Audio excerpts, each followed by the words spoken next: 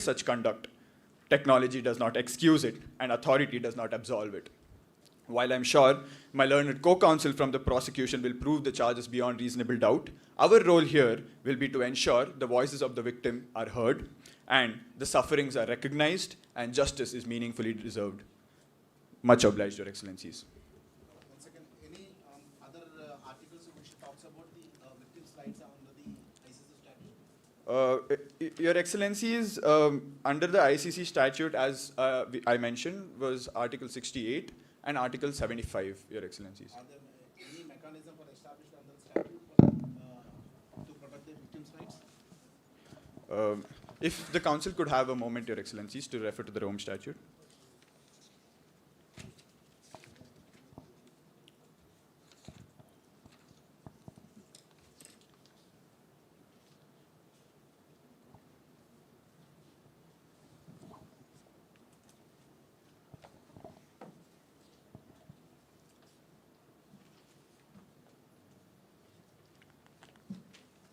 It's okay. After that, we can. Yeah. Indeed, Your Excellencies, we'll be answering that question through the course of the trial. Much obliged, Your Excellencies. The Council seeks permission to The Council seeks permission to address the bench as Your Excellencies or Your Honors. Much obliged. Greetings to everyone present, Mr. President, Your Excellencies, learned counsels. We are before this Honorable Court in the case of Prosecutor versus Thomas Malwick. Your Excellencies, we represent the counsels for defense. As Speaker 1, I will be delivering the opening statement and will be conducting the examination in chief, whereas my co-counsel will be conducting the cross-examination and shall be delivering the closing statement. Your Excellencies, the Council seeks permission to start with the opening statement. Much obliged.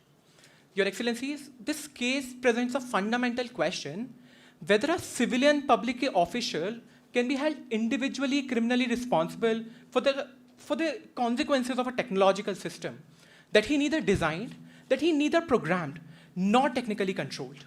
The Excellencies, the defense submits that the evidence during the course of trial will show that Mr. Thomas Malwick has acted within the lawful scope. Your Excellencies, Mr. Malwick was a former diplomat and a senior public servant who has served as the Director General of National Migration Authority and who also oversees the Special Unit for Border Enforcement. Your Excellencies, his responsibilities were regulatory in nature, related to migration governance, the management of the border management crisis which occurred in Island India in 2018, Your Excellencies. Your Excellencies, the MOONEX system was introduced as a part of a structured governmental response to improve the screening process because manually it was not able to suffice. Your Excellencies, the councils on behalf of defense submits that the liability under Article 28B for civilian superiors would also not arise here in the due course of trial.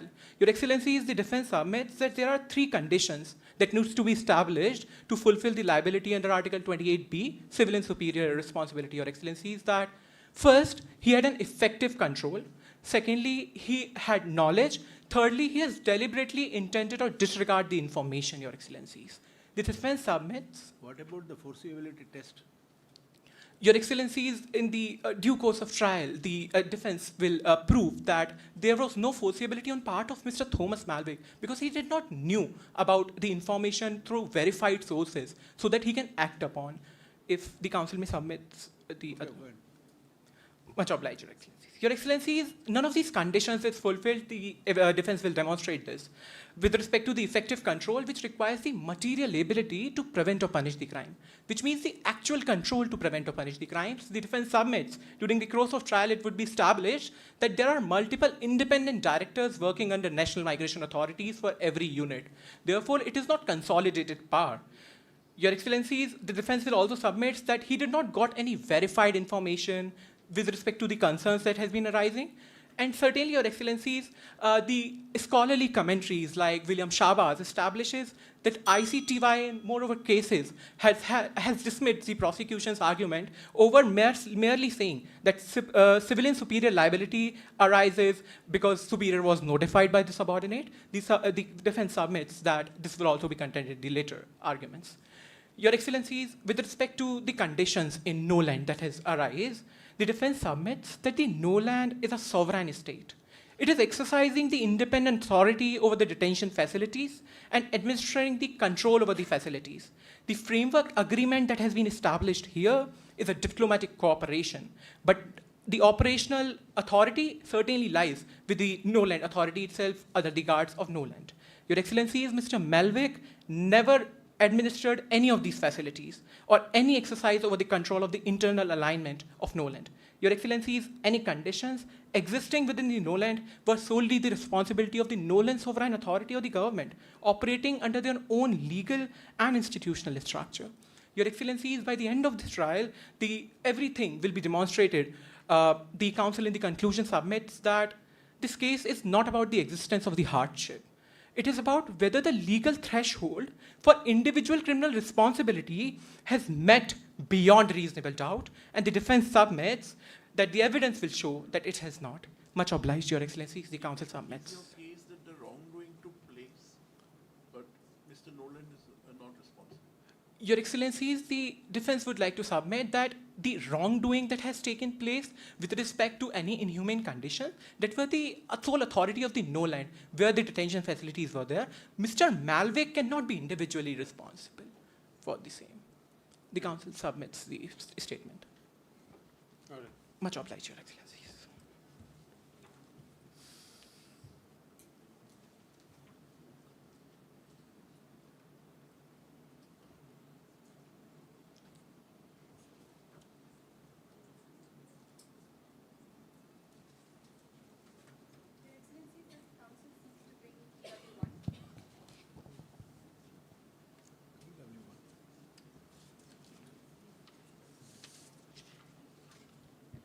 Witness, please repeat after me.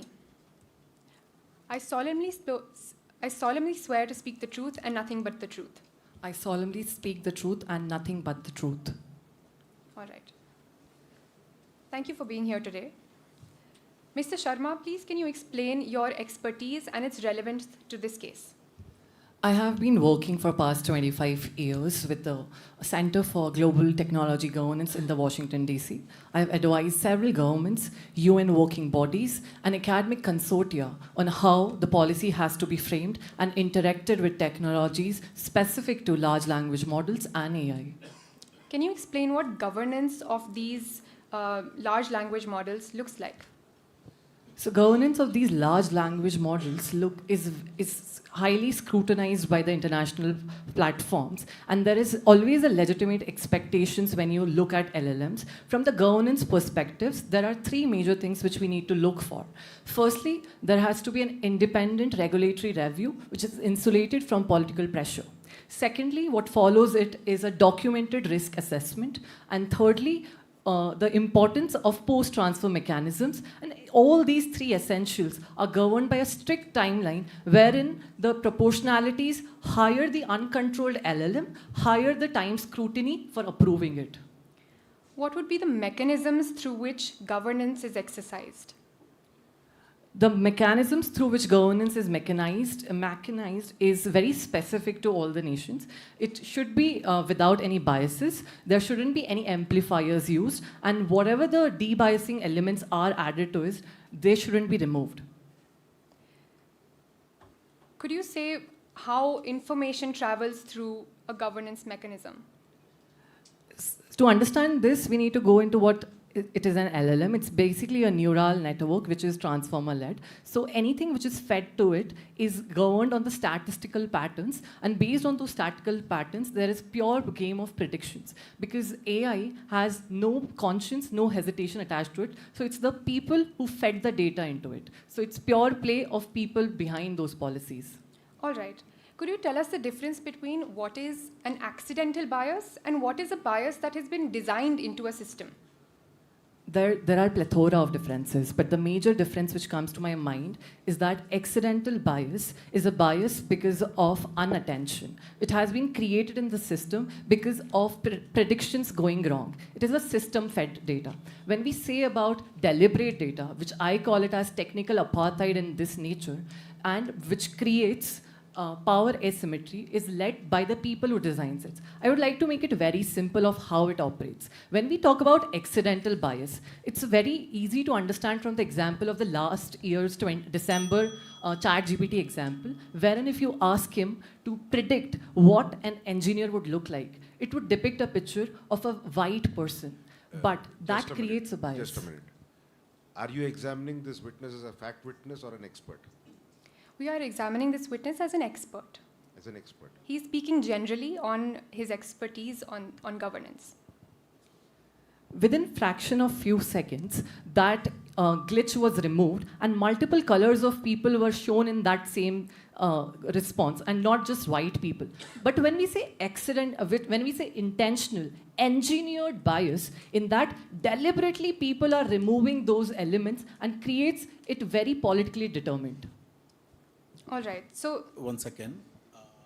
Are you giving this in some form of opinion or any data-based opinion you are forming into this one? So work I have done for the last 25 years gives me this gives me this position to come on, and the consultation which I have gone through the technology engineers and my work of technology governance. Any data-based this opinion form into? So for this data in this particular case, it's purely investigative journalism, backed, corroborated by evidences like ICRO reports. all right. Thank you, Your Excellencies. Could you tell us what would be the normal error rate for a system like this? Any responsible AI governance should have an error rate of below 5% when such life-altering decisions can be made.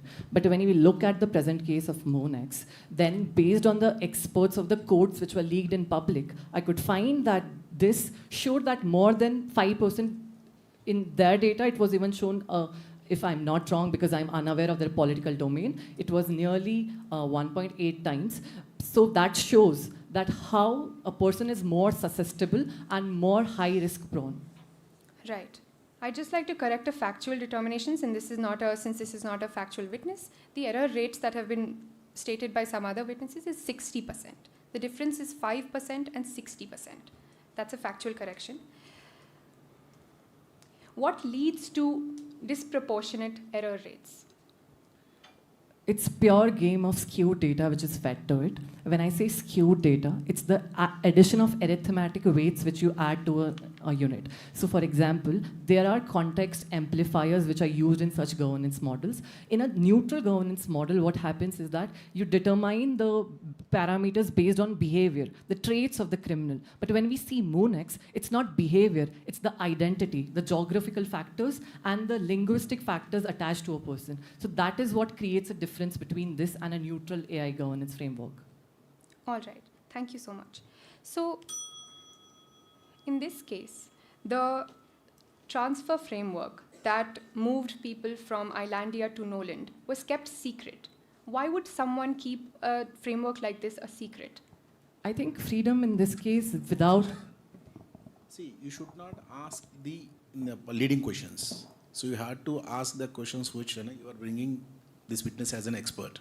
Understood. So you had to frame that questions in the format of to get the expertise opinion. Understood, Your Excellency. Thank you. What is the benefit of registering an agreement with the UN?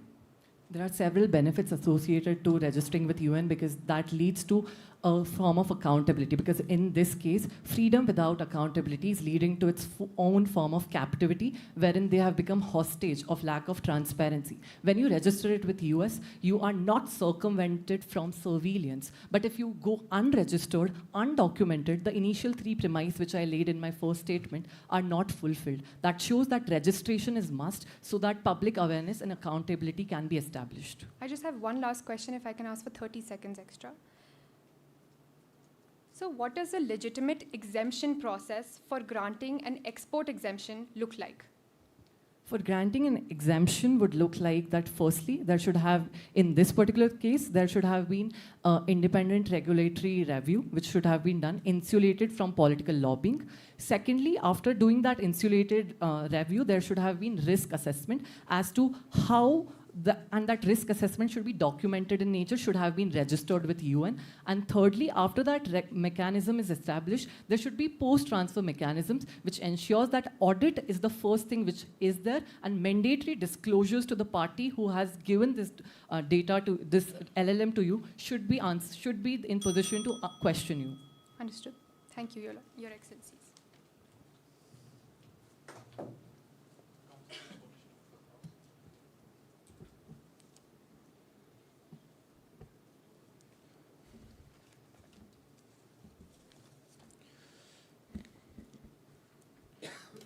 Good morning, Mr. Rakesh Sharma. Good morning. I'll be asking you a few questions. Please answer in a yes or no, okay?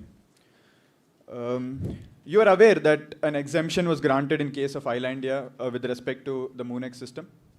Yes, I was aware of that. Okay.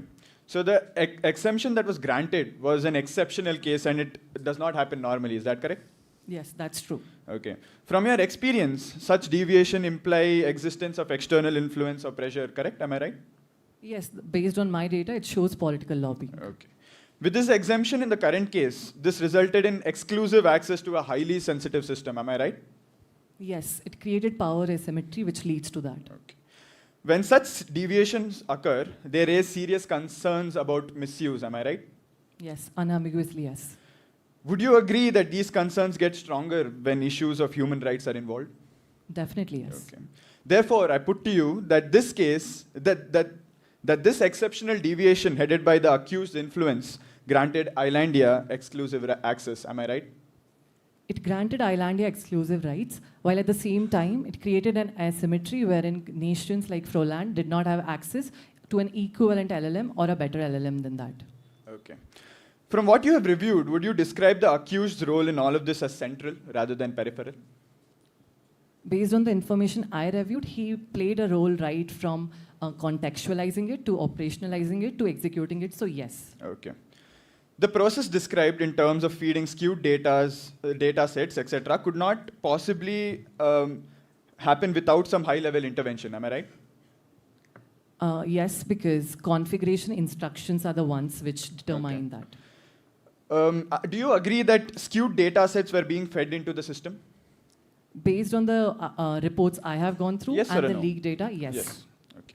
Let the witness answer. This yes or no format is not proper when it comes to cross-examination. Indeed, Your Excellencies. So if it is for us to say, if you want, you can examine the witness in a question and answer format, Indeed, Your Excellencies. or let the witness give the answer. Indeed, Your Excellency. So the entire process of people being marked high risk was not automatic. It was being fed into it. Am I right? Yes, it was an engineered discrimination which was fed to the data. You testified how skewed data sets affect output, and this would result in biased outcomes, correct? Yes, I testified on that. And such bias wouldn't be random, but keep impacting a particular group, whichever is targeted. Am I right? Whatever group has been contextually amplified based on the kinship, linguistic factors, that particular group will be, yes. Would you agree that if a system disproportionately flags only a particular group, would you agree that if a system disproportionately flags a particular group, it would directly influence any decisions against that group, correct? Yes, they become highly susceptible to the high risk. Okay. Therefore, would you agree that the design of the system has real and immediate consequences for the affected individuals? Based on my information, yes, because if we see the pipeline of the information, then deportations by calling third protocol measures was used, so yes. Is it true to state that such discriminatory outcomes were foreseeable from the beginning? I think before seeing the foreseeability, the responsibility of seeing the foreseeable consequences comes into the picture. So yes, foreseeability was seen in this case. Therefore, a person in charge of the system can reasonably anticipate and foresee such consequences, correct? If it goes unregulated, unchanged, and the bias keeps on growing, then yes. Okay. Would you agree that Mr. Malvick was in charge of the system? Based on my information, he was the key player who played a key role in operationalizing it, so yes. So do you agree that Mr. Malvick was supposed to reasonably anticipate and have responsibility with regard to whatever consequences have occurred? He should, at the bare minimum, he should have. Okay. You mentioned that there's supposed to be a lack of amplifiers within a system. Am I right? There are contextual amplifiers which have been modified in this Okay. system, which make the data skewed in nature. So, what you're trying to say is there's not supposed to be amplifiers. There are supposed to be context Okay. amplifiers, but the domain area is different. In a neutral system, those context amplifiers are based on behavior, but in this case, it is based on identity. That's the problem. Okay. Are you aware of the ICRO report, Mr. Rakesh? Yes, I have gone through it. So within the ICRO report, do you know that there were Frolandians were at higher risk, at 1.8 times higher risk of getting marked as red high risk? Yes, I'm aware of that. Okay. So would you state that such an amplifier is a valid amplifier or an invalid amplifier? Because it has been politically targeted against one group, and if we see the amplifiers base data, which adds the arithmetic weights, so if we say that a person is susceptible with 1, in this case, if it becomes 1.8 times, that shows that person has been amplified with skewed data. Therefore, I put to you that Mr. Malvik was essential in securing access to MoonX, influencing its configuration and deployment in a manner that disproportionately targeted Frolandians. Am I right? Based on all the causal factors, if we see the mosaic theory in whole, all these individual innocuous points lead to the answer yes. I put to you that Mr. Malvik could reasonably foresee the consequences of being flagged by the system, which included detention, transfer, and harm. Am I right? Yes, because he has access to the minutes of the meetings and every meetings which he goes through, so yes. That's it, Your Excellencies. Just one minute. Just explain, since I don't understand this concept. You are the complainant, in a sense, you are the victim. Indeed, Your Excellency. Yes. How do you cross-examine a prosecution witness? What is the basis for this? Your Excellencies, the victim in this case is coming before this honorable court to seek for reparations. And we aid the prosecution in the process of obtaining justice to the victims. So whatever he has not stated in terms of the prosecution examination, you are filling in all the loopholes for him, for the prosecution. Your Excellencies, we are just trying to bring out the truth from the witnesses, Your Excellencies. That's all our purpose here is. All right. That's it, Your Excellencies.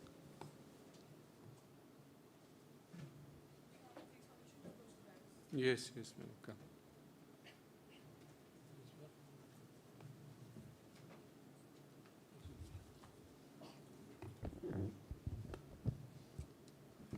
Good morning, Mr. Sharma. Could you please explain what are your expertise and in which field?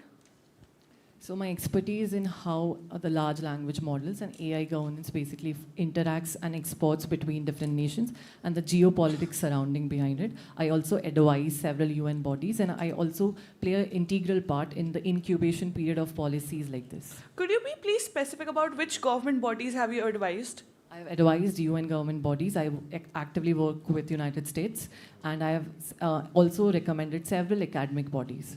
Okay. Have you ever worked with MoonX? I haven't worked with MoonX. Was there a bias in MoonX? Yes, based on the data I have gone through, there was a bias. So is it right to state that even when you have not worked with MoonX, you are stating that there was a bias in MoonX? Well, as a policy analyst, my food to my research is in investigative journalism, and it is corroborated by evidences like audit reports, in this case, ICRO report. So that supplements my investigative journalism, and that is how policy analysis work. So you mentioned the league report in the public, which showed the 1.8 times more. Where did you get those reports from? That was mentioned in the ICRO report. Okay, so is it right to state that those reports were publicly available? Those reports were, yes, publicly available to people. Indeed. Mr. Sharma, you stated that there is no way to discover what actually led to the government diluting its norm. Is it right?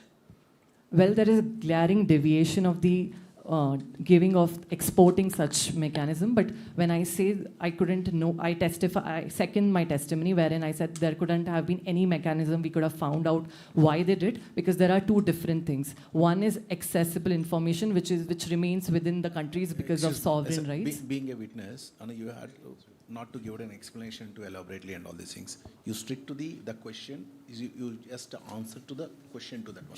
Sure. Don't elaborate and don't give an explanation to this one and all. Sure, Here you are an expert evidence. Sure, sir.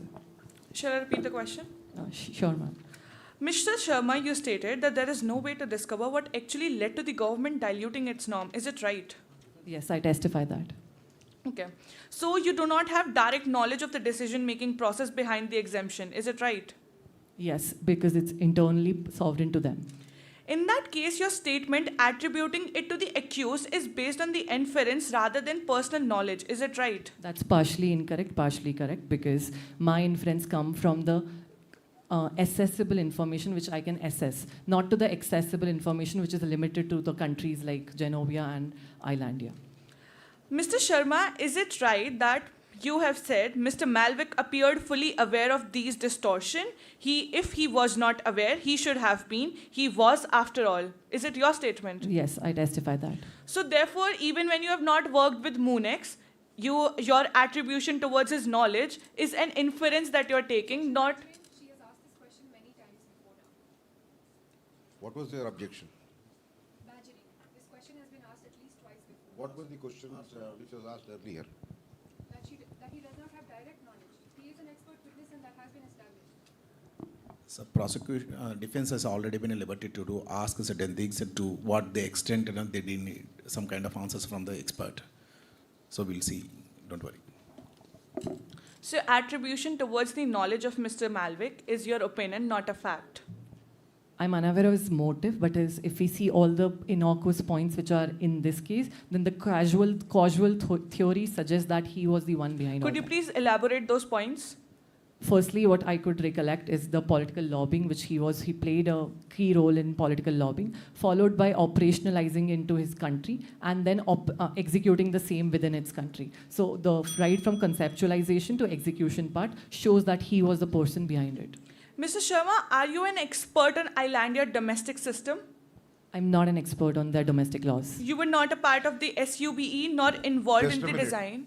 Did you hear his answer fully? Yes. You asked about the domestic system and he answered saying domestic laws. Both are quite different. Please follow what answer has come from the witness. Apologies, I shall be mindful of that. Mr. Sharma, I will repeat my question. Are you an expert on Islandia domestic law? Is it right? I'm not an expert on Okay. their laws. Were you a part of SUBE? I wasn't part of that. So your assertion that the accused shaped the technical architecture is not based on first-hand knowledge. Is it right? Yes, it's not within my purview of being a part of the system. Okay. So you mentioned that geographical, linguistic factor were there. On what basis you are concluding that those bases were in the Moonex? Based on the internal audit reports governed by the own institution which were released to the public, with a sample size of 22,800 samples, show that there was RSM2. When it was removed, the data was coming to 1.3. But once it's added back, that gives 1.8. And the factors behind those were kinship and linguistic factors. Okay. So you're relying upon the reports that were publicly available. Is it right? Publicly available information plus also the lead experts of the Moonex code. Just stick to the question. So don't to form your opinion or to don't give any predictions to that one and all. And what she asked about that information which are publicly available, that based on that are you giving an opinion? Sure, sir, So- but my information also comes from the leaked experts codes of that Moonex system, the codes which were leaked in the public. So it's not just limited to those things. So the leaked reports that you are saying is also publicly available. Yes, that is publicly available. The counsel submits the cross.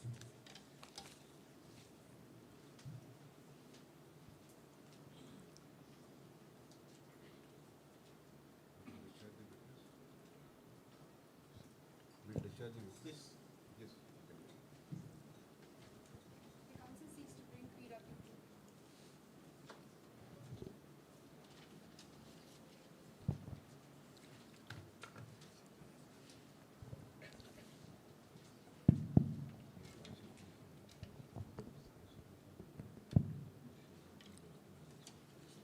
Witness, please repeat after me. I swear to speak the truth and nothing but the truth. I swear to speak the truth and nothing but the truth.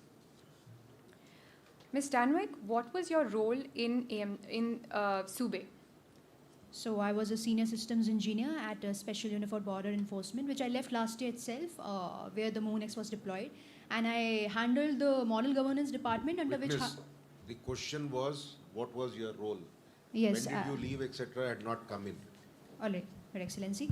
I worked for the high integrity data systems and model calibration, risk analytics tool, and monitoring biasness and stuff like that.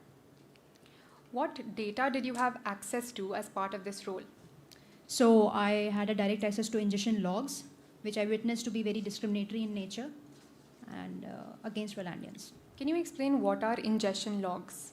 So basically, it's the data which is being fed to the system, and I witnessed that it was marking Rolandians under category red indiscriminately and without any clear documentation, and also that it was being marked indiscriminately. Yes. All right. Can you describe what Mr. Malvik's authority in this organization, Sube, looked like? How did he operate this organization? So basically, this Sube was built around one man, which just Thomas Malvik guy, and I will describe it as an iron fist because every major vertical, whether be ingestion ops or whether be model calibration or whether be the risk operator, was directly reported to him. And I also witnessed that if he wanted something to be implemented, it would be done overnight. It would become policy overnight, and there was no audits, there was no pushbacks, there were no review mechanism which existed, as well as he was basically we were working under a dictatorial form of governance under Thomas Malvik. Yes. What happened if anybody tried to correct the errors that Moonex was making? Yeah, we actually did try to correct it, me with other engineers. We also warned Thomas Malvik, but it was of no use because he used to dismiss the concerns, as well as Thomas Malvik or his inner circle or his colleague loyalist used to change it or overrode it. So basically, departmental heads existed only on paper, but they were of no use because it was Thomas Malvik who was vested with the whole authority. So yes. See, this on what basis, and when you are warned to the consequences and all these things, do you either put forward any of the meetings or you have submitted any of the reports of the what's happening over there, and that kind of an extent, you need to bring it to them through witness. But instead of that one and all, simply they are forming some kind of predictions and some kind of general formation of the opinions. That you should not be allowed over here. That you stick to that one when you are framing the question also, to point it out directly this one and all, on which format they have done it this one. Mainly, what is that you are going to establish? All right. Yeah. We seek to establish the culture at this organization, as that is an element of the form of liability we seek to hold the accused under. That is the only reason I was establishing the culture, organized apparatus of control. Can I just ask one more question to establish this? The last question is, how were people like you who tried to override these errors treated? So basically, if we echoed his views, Thomas Malvik's views, we were to be promoted. But if we did not, then we were to be sidelined. And I personally, as Your Excellency stated, did warn him not once, not twice, but thrice times. One, I submitted a report in writing, through which I highlighted the part that 60% of Rolandians, that's not a less amount, that means 6 out of 10 Rolandians were being marked under category red, that too without clear documentation or without any evidence. And after the transfer quota allocation was allocated, the whole families were being deported to no land, and God knows what's the condition over there. But twice in person, I also warned him. But every time his response was like, you engineers always exaggerate, just focus on the objective. These are not a people, focus on the objective, just basically dismissing the concerns. So that's what the person, Thomas Malvik, who holds such a great responsibility, is replying, and has a very weird fixation with Rolandians, referring to them as inferior stocks as well. So you were, you had a strong dislike towards this gentleman? Your Excellency, I do not have any personal connection with him, but I did witness internal wrongdoing, and I stand with honesty, justice, and I know that the justice will prevail, and that's why I'm... So whatever you have stated, whatever you have now stated before us, you stated before the pre-trial chamber for the first time, right? Your Excellency, yes. And thereafter now you are stating that. Now, prior to that, you never had any occasion to speak about it. Your Excellency, I tried to warn him as personally as such. No, I'm talking about before the pre-trial chamber, you're given a testimony, and now you're stating this in your testimony before this court. Yes, Your Isn't it? Excellencies. That's it, fine, thank you. Your Excellencies, I have a few last questions. You spoke about the views that Mr. Malvic held. Yes. Did you feel pressure to conform to these views? Yes, he made views like, as I said just right now, that he mentioned Frolandians as inferior stocks. He mentioned that Frolandia belonged to Islandia by right, which not only me, but other colleagues also witnessed the same. In late night meetings, when he thought that the loyalists were there, I was there actually observing, and that was my sole purpose, to actually analyze things, whatever is happening. Being an engineer, it's my work. And he also referred that the whole population needs to be neutralized. Like such harsh statements are being made, and I don't know what the weird fixation is there. And people did not raise voice against him because, as I stated earlier, if we raised voice, we were to be sidelined, we were to be removed or something like that. And if we echoed his views, we were to be promoted. So that was the case happening inside Sube. We have one last question. Did you get the answer what you have asked? In our opinion, no. I can pose the question again. No, not required. Not required. All right. Our last question to this witness is on the structure of AMGF. Since you were part of the organization, was there a way for someone who was once deported to Noland to challenge that classification once they were sent? Precisely no. I actually witnessed this. They were not provided with any legal backing, even though MONEX, whatever it decided, was to be held not to be like in conformity or decisive in nature, but it was held so. So this was wrong. There was an internal wrongdoing happening, and the people who were deported to Noland were basically not provided with any lawyers or something. So yes. Just you mentioned about he doesn't have a legal backing of this. So what kind of a legal backing would be required? Any legislation or any other framework or something and all? Did you examine those things? Your Excellency, I would say that there must be a review mechanism. There must be some lawyers who would be provided to speak on their behalf, considering That is your opinion. Your Excellency, What the question that was there was, when you say legal backing, what was that legal backing or legal basis? Just answer to that point, not your view. Your Excellency, lawyers are specific because there were variables which existed regarding review mechanism, monitoring bias, but ultimately they were of no use because... Again, you are giving an opinion.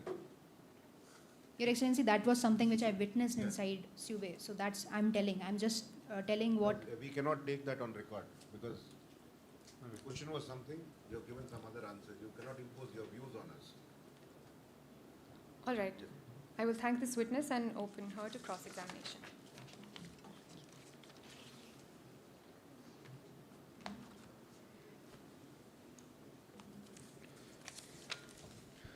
Good morning, Ms. Leera Danvik. Good morning. I'll be asking you certain questions. Please answer as concisely as possible. Sure.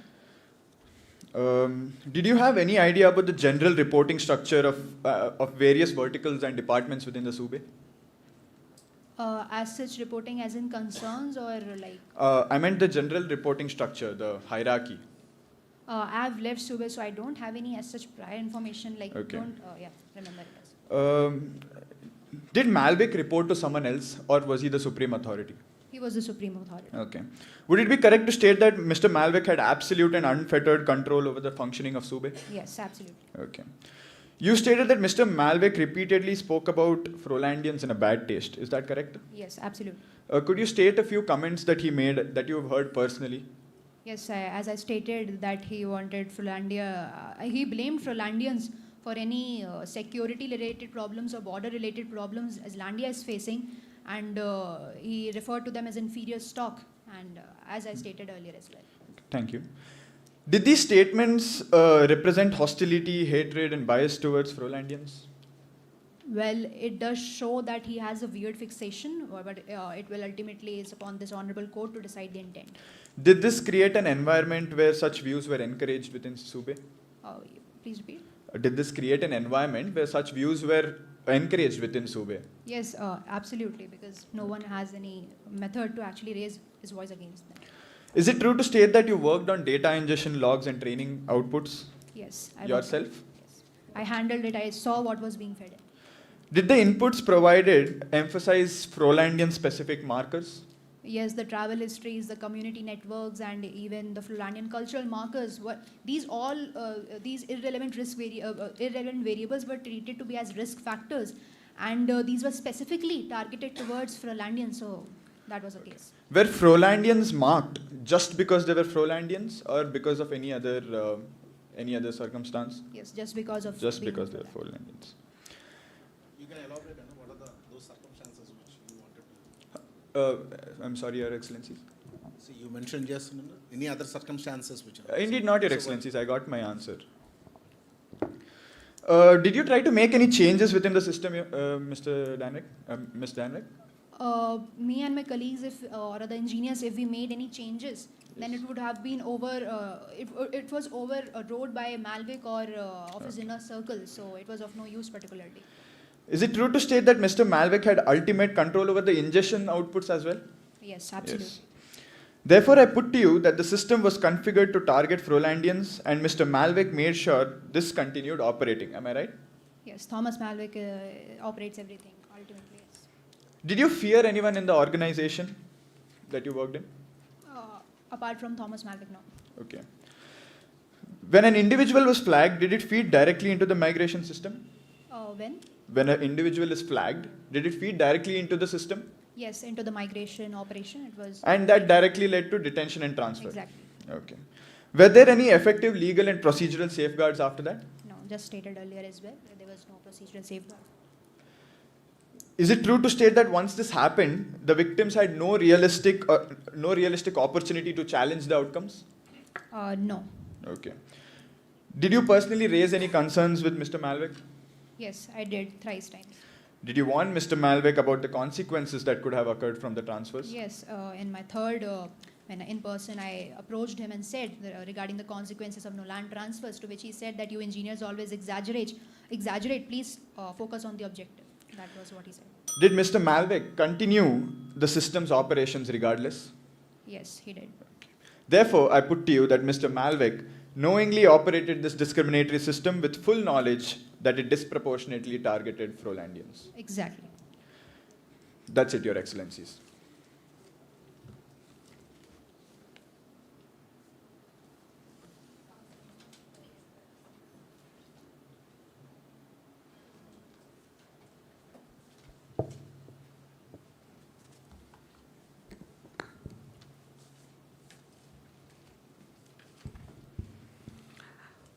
Ms. Denwick, when did you join SUBE?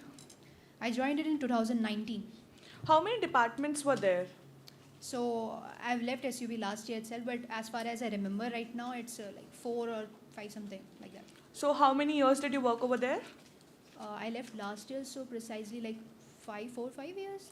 So can you mention those 4? What is this 4 or 5 years? It has to be either 4 or it has to be 5. Be precise. If I just... Did you ever work there for even 4 months or 1 year?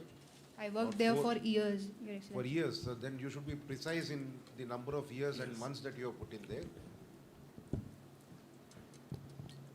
These questions should have gone from you, not from us. 4 years. 4 years. Under which department did you work? Model governance. And what are the other 3 departments? I guess ethical and safety board. You guess, you mean? No, I just don't remember the name as particular. I will just focus. Is it right to state that even when you have worked there for 4 years, you do not remember how many, what are the names of the 4 departments? See, I remember how's the working. I remember the trauma I faced, but obviously I won't remember the specific name. You should if you not could, have put these 2 questions. Yeah, I'm like, what's the need? Yeah. No, it's for us, not for you. Don't get into arguments. Okay. Indeed.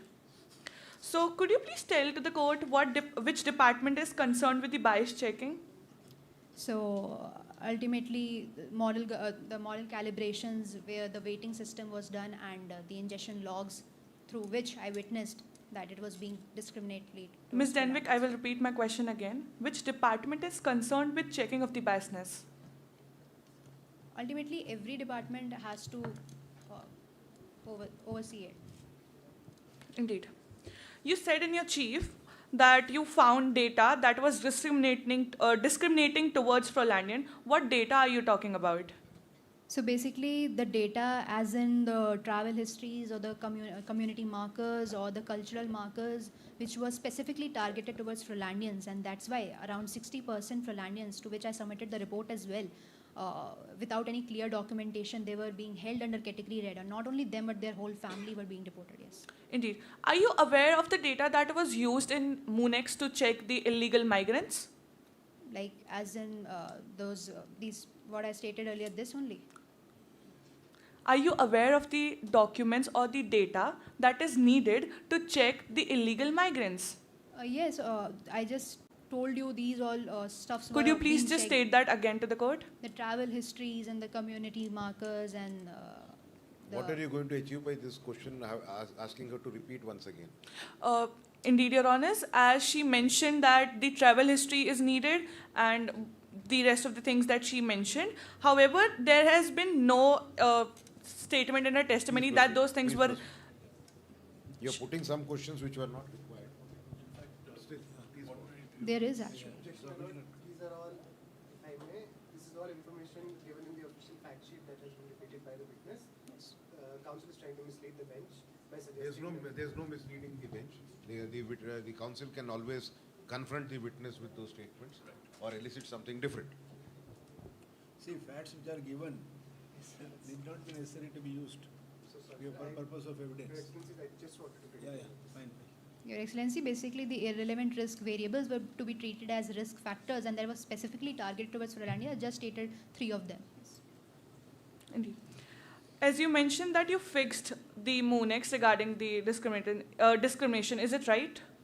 As per se, I've focused on on handling this ingestion logs and monitoring biases and stuff. So fixing department is someone else who will do, in my colleague or something. Yes.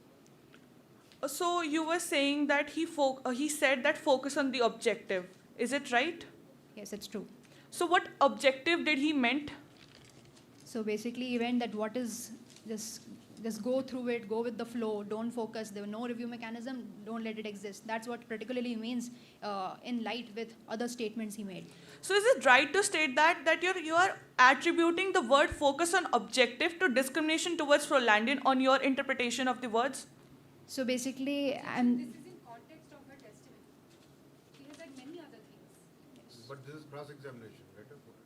So basically, in light not only of this specific word or this specific 3 words, but also with other statements which he made depicting that he has a weird fixation with Frolandians. Could you please repeat those 3 words? Like you engineers always exaggerate, or that that means the system is working, or the 3 words which you said is just you stated. Which you said. That focus on the objective. And so is it right to state that these are your interpretation on what he is discriminating towards the Frolandian? I didn't understand properly. Like, what are you trying to say? That did I say? The question put to you was, is it your interpretation as to the phrase objective that was used, or right? Indeed. Yes. I heard it clearly, and that's what I'm testifying before this court. So is it right to state that you heard clearly that he said that he wants to discriminate against this Frolandian? Yes, exactly. I heard these words, and he personally said to me. Indeed. So one last question. Do you mentioned in writing to the ethical board that there was some biasness towards the Frolandian? I gave a report to Thomas Malwick and not to the ethical department. I think they raised concern regarding this. So You should not have asked this question. I put one question to the witness earlier. There was an answer that all what she is stating has been only stated before the pre-trial chamber and before this court. You demolished that equation. The counsel seeks apologies for the same. However, the cross is submitted. Are you able to describe the legal criteria for deportation? Your Excellency, I'm not from as such legal backing. I'm an engineer. But are you able to, yes? But I do believe that standing by truth and honesty, I will say that there must be lawyers provided. There must be a review mechanism at least. Your Excellency, take your seat, please? The question was put to the witness. That's being answered. Yes, so basically review mechanism should be provided, and I think that on papers Monex's decision was not to be held as like final or something. It was held to be that it will undergo or underwent through some discretion. The question was put to you about the law relating to deportation. Do you have any idea? If you have anything about it, please state that, or else you can answer to the negative. Your Excellency, yeah, Excellency, I do believe that lawyers must be provided to them for them to be represented at least. But you say that there were criteria which were discriminatory. So, in other words, are you quite sure that there was nothing in the law, in the domestic law, which could have led to that criteria? I do You believe. reached the conclusion, which is why the question. I do believe that in the law of the country there must be some provisions, and considering that, That is their opinion, right? no, Your Excellency, it is there. But still, working in the government agency, Thomas Malwick, we couldn't raise any objection as such. And it was only Mr. Malik who was intimidating. Were you able to share your concerns with the other people, your colleagues? Your Excellency, I would like to cite one joke which happened between us colleagues. Just answer to, were you able to share it with your colleagues or with any other person? Yes, we did share, like we discussed that what are the working conditions we are working at. And as I said, there was a joke made that the AI doesn't deport you, but it surely tells the people who do. So yes, that was the condition.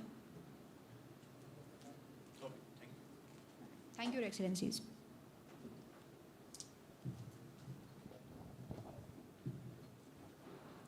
Permission to begin with the chief examination of victim witnesses.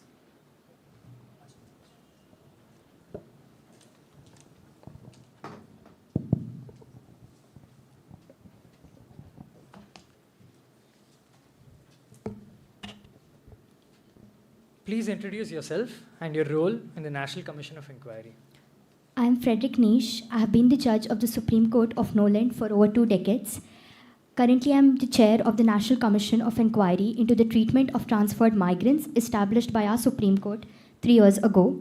I also have decades of experience researching on how states conceal their wrongdoing beneath the veneer of diplomatic cooperation, and I have personally verified everything that I have written in the Commission reports.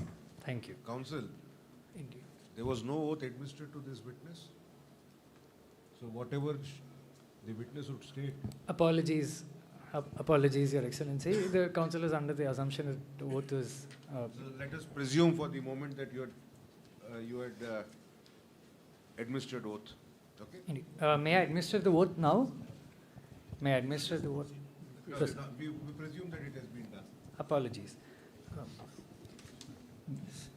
Based on your inquiry, please explain the nature and purpose of the arrangement which happened between Islandia and Noland. So Islandia and Noland had signed a memorandum for the transferred migrants called as the Transit Processing Agreement, and during my investigation I came to know that it was not registered with the UN in order to avoid external scrutiny and interference. Apart from that, the agreement was not drafted by Noland's legal officers or Frolandian's foreign officials, but a small hand-picked cell which was constituted by the accused. Thank you. What did your investigation reveal about the drafting and the structure, including the safeguards within the arrangement? So in my investigation, I came to know that even though the safeguards were present, they had a lot of vague terms associated with it. For instance, Article 5 of the Framework Agreement talks about safeguards, but they add words like nothing contrary to the above and subject to domestic resource constraints. So this can be used as a blanket defense because they don't specify what these domestic resource constraints are. And apart from that, also within reasonable time is mentioned. So what is the reasonable time? Is it 2 months, 3 months, 1 month? So there is no specifications about that in the agreement. Okay. Please describe how this transfer system operated in practice once individuals were sent to Noland.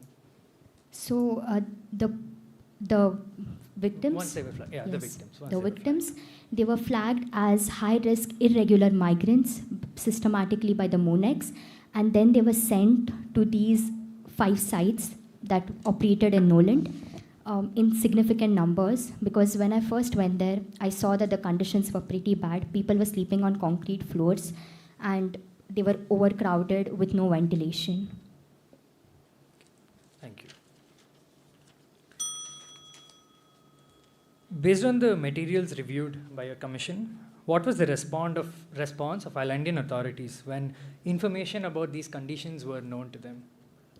So when they were given severe warnings through independent NGO alerts, diplomatic cables, apart from that, even our Internal Security Bureau sent them a mail on January 28, 2021, to the point of contact as mentioned in Article 6. So even though after doing that, there was no action taken, the victims were still suffering. And even when I went there and I interacted with the victims, they had no hope for a tomorrow. They didn't know when they are going to get out of those facilities. Thank you.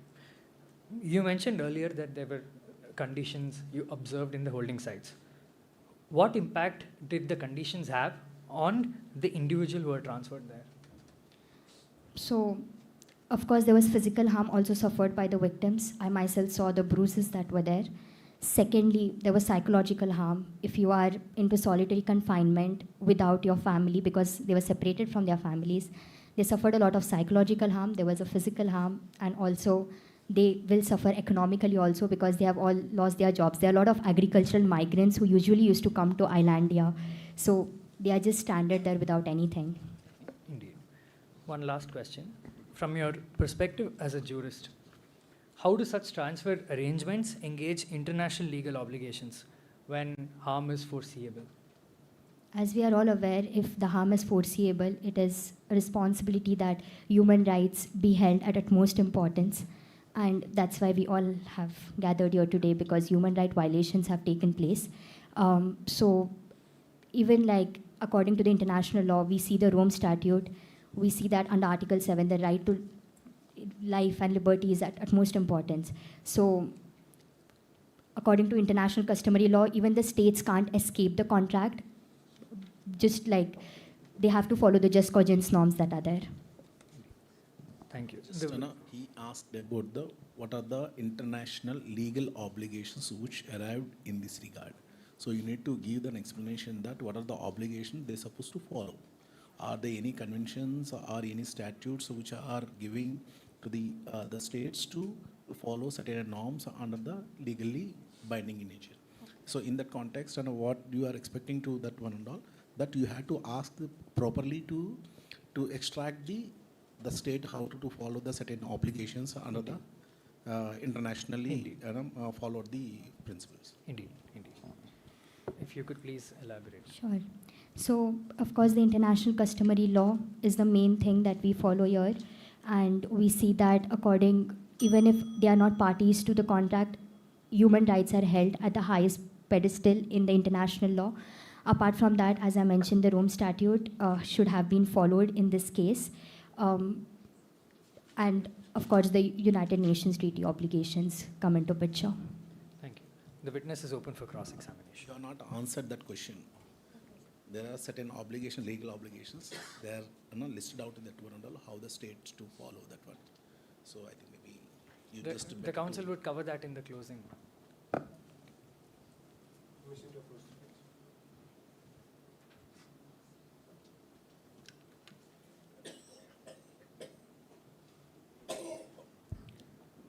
Judge Nietzsche, firstly, the prosecution thanks you. It's because of your attempt to gather data at all these detention centers that the You can put the compliments later. Please proceed with the examination of the witness. Absolutely, Your Excellency. Firstly, you have already told your counsel that you witnessed these sites. You saw the actions that were being done to the people who were in these sites. A very simple question. Do you think any humanitarian standards were being followed in these places? No, I don't think any humanitarian standards were followed in these places. The victims suffered.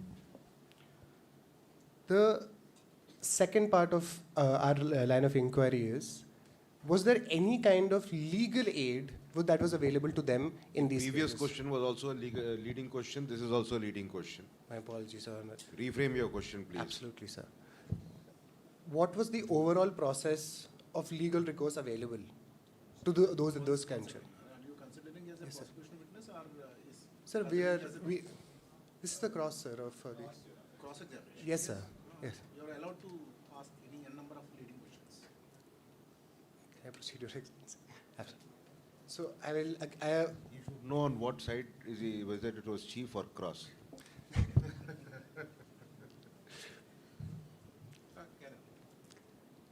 Judge, I probably will repeat this for the third time.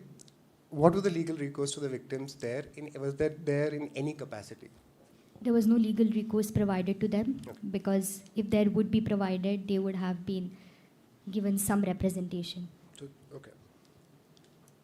Did the families find out if all the people there had any kind of documentation proving that they were legal citizens of the places that they were from? Or did they have any kind of documentation with them when you went to all of these centers? So, as I mentioned earlier, Frolandia, like why I specifically feel that this was targeted to Frolandians, because there were a few documentary evidence that showed that people were from particular place and that's why they were targeted. But a lot of the families, even if one person had the document, the others were not documented and the families had no idea where they were. So the document was very vague, like only few and then few. It was like bad. So no humanitarian conditions, no legal aid, and no documents. Okay. Would the second aspect of your report, which has been reported and has been added in these annexures, is the framework. Now, so the next questions will just deal with the framework. Who was the point of contact when all else is done on that document? Who is the representative of Icelandia on that document? So according to Article 6, if you see that the name of Thomas Malvik along with his email ID is mentioned and his address, so he was the point of contact for Icelandia. Your Excellency, this is page 51 of the compromise. The accused is the sole point of contact for this entire transfer network. At any point during the 3 years that you were working, did you try and reach out to Malvik, or was he being informed that these such conditions are actually occurring in Noland? Yes, we did inform him through the other diplomatic cables and made sure that he knew about them personally. Did Mr. Malvik ever respond in any capacity? No, we did not receive any response. You have never received any response from them. But you have been informing Mr. Malvik that these Noland conditions in Noland have been this bad for 3 years. As an independent judicial commission, my requirement is to investigate and inform the authorities to properly channel it to Malvik. So I personally did not inform him, but I have informed the diplomatic cables to tell it to him. And as I have told you earlier, we have sent him mails. Okay. Judge, did you ever find out who added the line, as per your own testimony, domestic resource constraint, and what did it mean? Yes. In my investigation, I had access to ministerial briefing notes in which I found out that Malvik, as I mentioned earlier, the handpicked cell by Malvik. So if people are working under Malvik, he had the sole authority, finality in the say, and the phrase domestic resource constraint was approved by him. This entire agreement, according to your research and your commission's finding, was made by whom? So according to our research. There was the phrase used, investigation. You just used the word research. Sir, it's a truth-finding commission, my Your Excellency. So in a truth-finding commission, whether it would be an inquiry, whether it would be an investigation, whether it would be research. If I can I respond to that? Yeah. There are people in different capacities. Very simple. This is a truth-finding commission in the liege of the Nuremberg trials. This is not just a judicial person. There were NGOs, individual officers in different capacities who have collated data, which was in different capacities. Investigative research, because it was 3 years, they went to these places and found it in different capacities as well. That's the reason why. Is there interchangeable words? Fine. The documents that you have accessed and the documents that your commission has accessed, that included the different drafts and the final drafts of this treaty, right? Yes. Okay. So we have established that you have actually seen the draft treaty, Yes. and Thomas Malwick was sent regular updates for 3 years about the same. Yes. He was sent updates regularly by independent NGO alerts and everything. That's all for Thomas Malwick.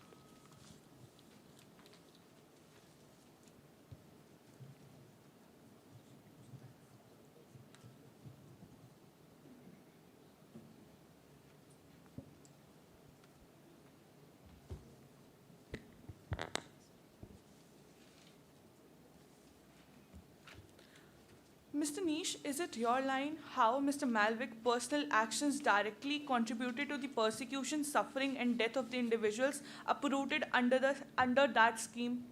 Too long. Please read it again. Sorry? Please read it again. Sure. Make it short. So, is it your line that how Mr. Malwick's personal action directly contributed to the persecution, suffering, and death of the individuals uprooted under that scheme? Is it your line?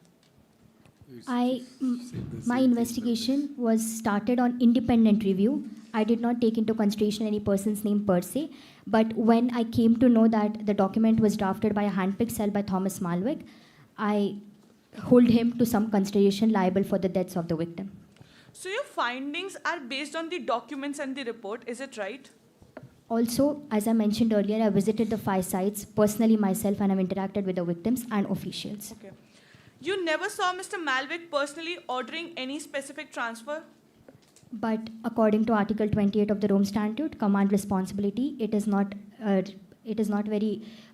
clearly mentioned that you don't need to be directly involved, even if you have some state of command over that. And if the framework was drafted by Malwick himself, by his handpicked cell, then he should have sole authority over the But case. Mr. Nish, my question was very different. You never saw Mr. Malwick personally ordering any specific transfer? Yes, because how... Did you or did you not? See, the question talks about an internal discussion. So, of course, I would not have access to go internally when Malwick is ordering something and see, oh, you are ordering something. So, of course, it was based on all the reports that I received, the ministerial briefing notes that were made. So, is it right? personally, I've not seen him ordering, sir, but I did see his briefing notes. So you just stated that his brief note. Have you produced it to the court, his brief note that you mentioned? The commission reports are still underway, and once we make the final report, we are going to submit entirety of it together. So the report is not conclusive as of now? The inquiry here is based on the victims that are already suffering, and for that the report is conclusive because the victims have suffered and the deaths have occurred. So my report is conclusive for the fact that victims at the end of the day have suffered the most here. And I'm not here to blame any government, but as I mentioned earlier, Has the commission completed the investigation and completed the report? the commission has completed its investigation. It is undergoing its report. We are framing everything properly and making sure that everything is online. So is it right to state that you have not produced the same report to the court? We have not yet, because as I mentioned, we want to make sure that the report is made Indeed. properly before publishing. So your claim about Mr. Malwick's role is based on the document interpretation, is it right? Could you please rephrase the question? So your claim about his role is based on the document interpretation. Not only document interpretation, but also a few interviews with the officials and the Reuters journal investigation. Also, the SUB internal memorandum of the investigation of SOUP clearly showed us that a lot of interviews were taken. So we have relied on every document, but made sure that it corroborated with the independent investigation. So to conclusion to that, it is based on the document interpretation, whether it's And Reuters interviews. report and everything. And interviews. I have personally interviewed officials and the victims myself. Did you personally interviewed Mr. Malwick? No, because I never had access to him. Okay. Of course, there are always, we will meet tomorrow, and the appointment just kept delaying. So I never got any appointment from him. So how did you had a word with him about that you wanted to have an interview of him? Of course, his officials I have access to his officials. I can talk to the, if I want to like talk to Thomas Malwick, I can of course ask the officials for an appointment. Can from you him. produce the document where you have asked Mr. Thomas that you wanted to meet him? The document you Any want me mail, to? any mail, any chat that you have asked his subordinates, anybody, any official that you wanted to interview Mr. Thomas Malwick, can you produce it to the court? Okay, I can't produce the document per se, but I can, of course, you can summon an Islandian official who I had inquired, and you can ask them. I have asked a lot of Islandian officials, Who? personally myself, and they have. Can you name anybody? Sure, I can also name. There was Prakash, whom I had asked about. There was also Aniket I had spoken to about. I had also spoken to George. So I've spoken to a lot of officials and I told them, give me an appointment to talk to him. And Mr. Nish, on what designation are these people? all of these people, they have a role in Islandian official, some of them. So first, as I told about Prakash to you, Prakash is the secretary to Mr. Malwick. I told him that I need an appointment to him. Secondly, I also spoke, as I told you earlier, I spoke to George. George was in the handpicked cell of Thomas Malwick. I asked him personally if I could see Thomas Malwick because the secretary was not responding to me. So these all had a role in with Thomas Malwick. Who prepared the agreement, Mr. Nish? The agreement was prepared. Initially, it has been under the scrutiny of Nolan's legal officers and Frollandian foreign officials, but I came to know that in the second, once the initial draft was prepared, the final draft, because the initial draft had safeguards in them, the final draft was prepared by a hand-picked cell, which was led by Thomas Malwick. So that means multiple people were there. But again, they are under him, and he's like the sole authority. We don't publish any document without asking the authority that we are publishing this document.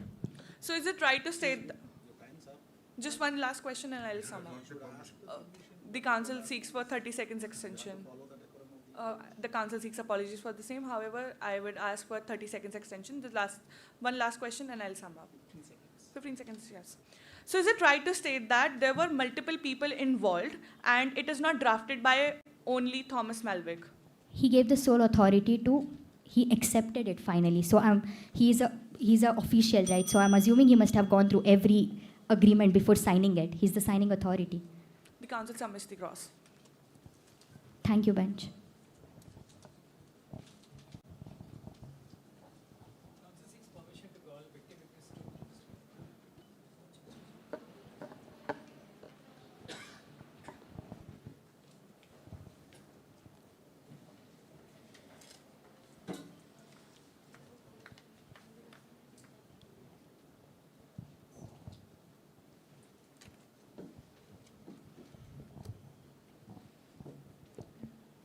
Please repeat the oath after me. I solemnly swear to speak the truth. I solemnly swear To speak the truth. to speak the truth And nothing but the truth. and nothing but the truth. Thank you. Please introduce yourself to the court and briefly tell us about your life before the events. My name is Laila Feroz, and before all of these incidents happened, I was a devoted wife and a mother of 3 beautiful kids. We were in our own bubble of happiness until all of this happened, and I never expected to see myself in this courtroom. Please describe the circumstances under which you and your family came to Islandia. So, me and my family came to Islandia looking for better opportunities, and we had all the valid documents that were required, and we got accepted. We were legal migrants. We had our sponsorship papers, we had our visas, and we had our medical checkups. Everything that was required to be categorized as legal migrants. And we were living happily. Okay. Please explain what happened when you were first informed about your status by the authorities and what steps did you take after that? On the May 2nd, we got a call from the migration office asking us to come. And all of a sudden, in a flip, our titles from legal migrants just switched to something called high-risk irregular migrants. And I still do not understand the meaning of it. I cannot comprehend what that means. And Soon after that, we went to lawyers. Half of them just flat out refused to help us. And the other half, they charged exorbitant amount that me and my husband together have not seen in our lives. So there was no way we got help. And one of the lawyers just very casually told us, once you're marked in the machine, there's nothing to be done. After that, there was no time to really prepare, because 3 days later, we have SUB and migrant officers just barge into our houses and forcefully separate us at the processing unit. Okay. Could you tell the court about your experience in the facility, as you said, where you were held? It was a very bad phase for me. It was nothing less of a nightmare. When I was separated from my family, I think that was the only pain I'm going to be facing. But at the facility, it was worse. Human beings were not treated as human beings. We were not given basic facilities. I'm not saying I did not demand for 5-star facilities. I did not expect to have 5-star facilities either because of the title that was given to me. But when I went there, even the basic facilities were termed as luxuries. And when we demanded them, the guards laughed at our faces. We were told to lick walls for moisture. There were dead bodies lying next to me. In my cell, there were 20 people. There were pregnant women, children. Children barely survived. There was food that was left out for days. It was inhuman. Indeed.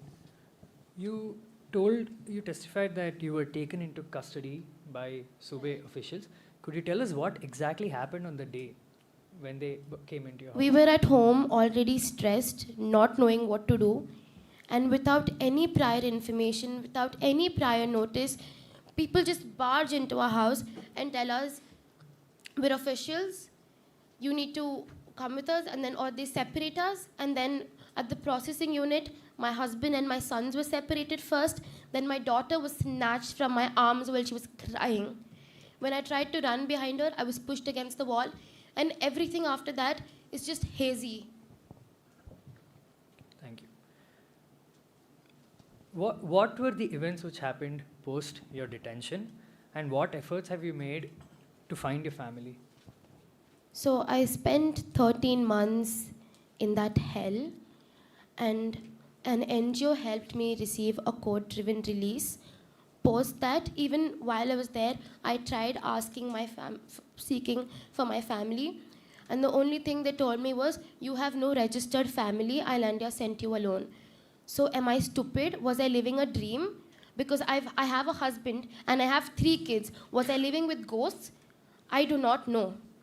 And after that, when I was released, when I went to Froland, I tried taking help from international aid groups, from Noland officials and Islandia groups of my family. And again, they said there have been no records of your family. Okay. One last question, Ms. Leila. How have these events affected you and your family? I'm still suffering. And there are not days where I do not think about my children.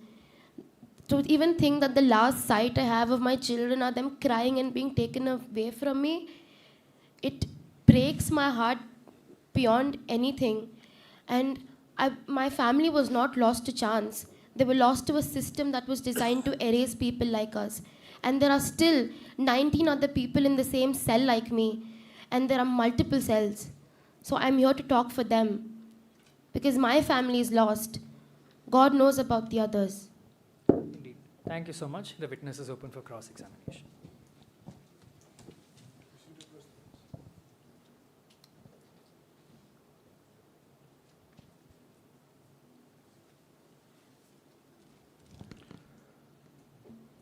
Good afternoon, Ms. Leila. We will restrict our questions to broad areas so that you aren't forced to repeat the events that have occurred to you there. Firstly, we shall stick to what happened in Icelandia in the beginning. The migration office contacts you and tells you that you you have been categorized as a high-risk individuals. This was just said in your testament. Is that correct? Not high-risk individuals, high-risk irregular migrants. Irregular. Okay. Yeah. So this categorization has happened inside Icelandia itself. Yes.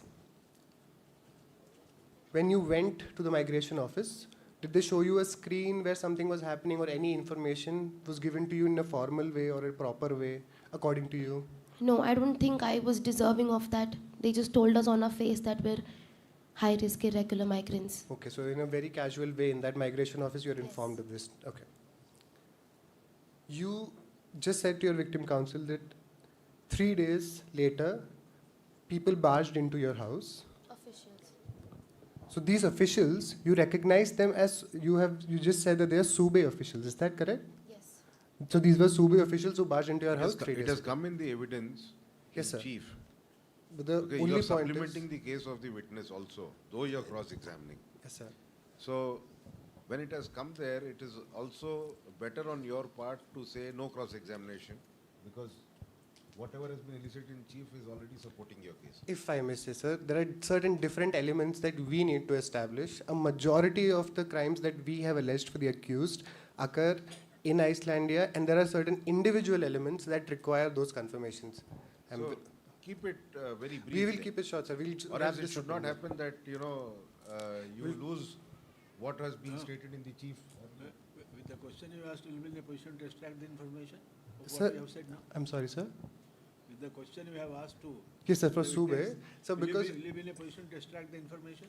The one which you No, have sir, said? Sube was already mentioned once, but our separate count against the accused rests on the fact that they were also in charge of Sube, which is the fact that they have denied that they are a pure bureaucrat and a pencil-pushing individual who had no role. This is now confirmed by the witness, that the organization that they were the head of, which is in the fact compromise, those officials took. That's Ask the why. question. Yes, sir. Ask the question. Sir, I asked, that was my question that the victim has just now confirmed it. I'll continue on. Your family was also separated from you within Icelandia. Yes. About your term in Noland, we will ask a very simple question. Any access to direct the legal system outside the NGOs?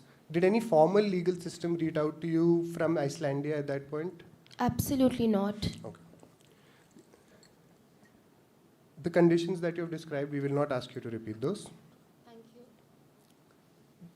Even when you left the dungeon, but there are a lot of people still left in those detention camps. Yes. So there's a large-scale population still residing in these conditions. Correct. On your return to Icelandia, I did not return to Icelandia. my apologies, sir. When you were thrown out and made to run across barefoot by the guard who just told you to leave, right? I got a court-driven release, Okay. and after that I went to Froland. You went, it's just slight, okay, you went back to Froland. Please read page 38. It Yes, is sir. already stated in the testimony. Court-driven release, fair enough. I'll move on to the next question, Your Excellency. New case. No. When you went back, have you had any contact whatsoever with your family? I mentioned before that I do not know of my family. If I had any contact with my family, I would not be here. Have you been able to, in any capacity, seek legal help once you've returned? None. Finally, based on the entirety of these sequences, did you have official documents that allowed for your legal stay when you were first called? I would like to mention that I got into the country because all my documents were verified and they were valid, and otherwise the government would have not given me that title of a legal migrant. So it was valid. You were a legal migrant with correct documents, correct? Of course. No further questions, sir.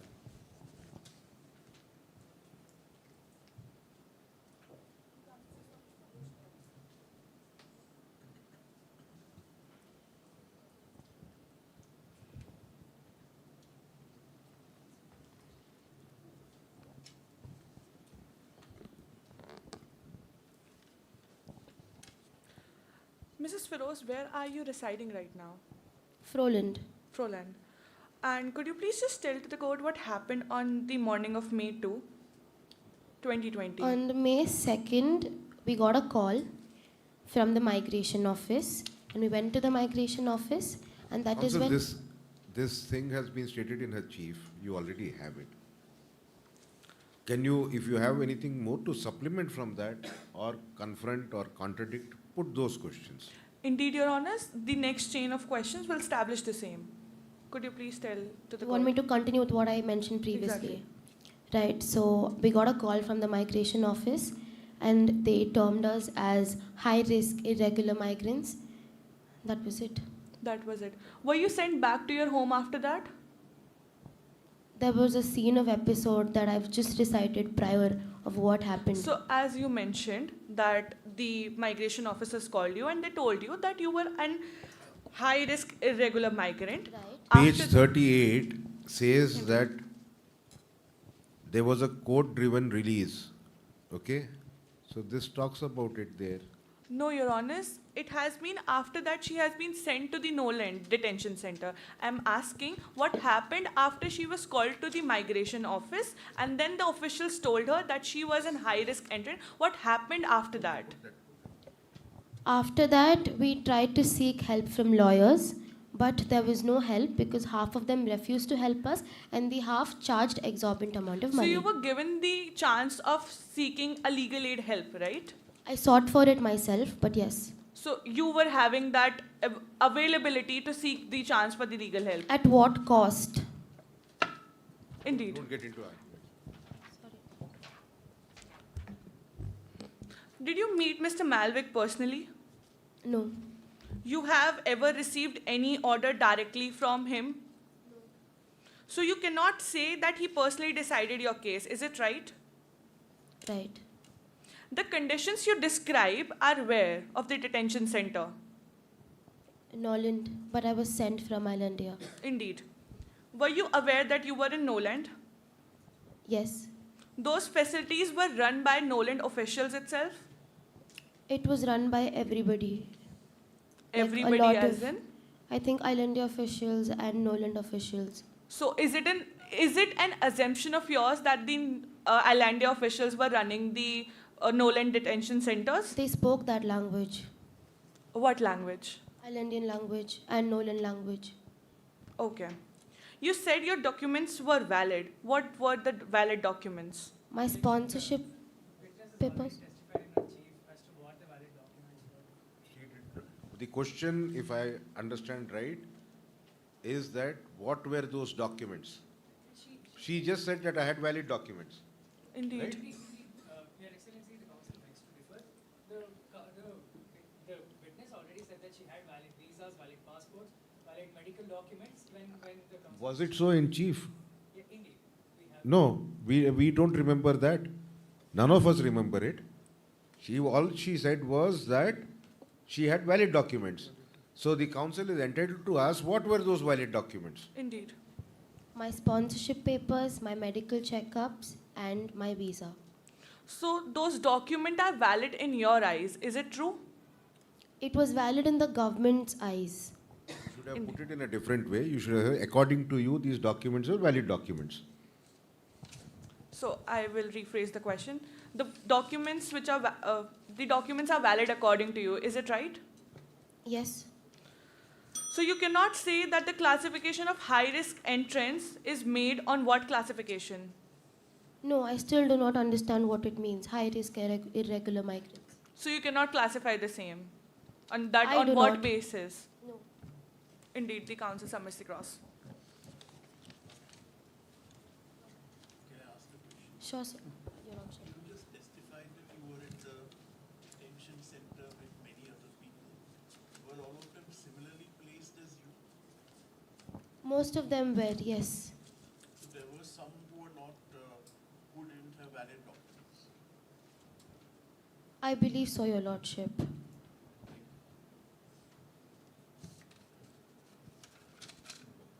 Thank you. Council seeks permission to begin with the examination of the chief prosecutor.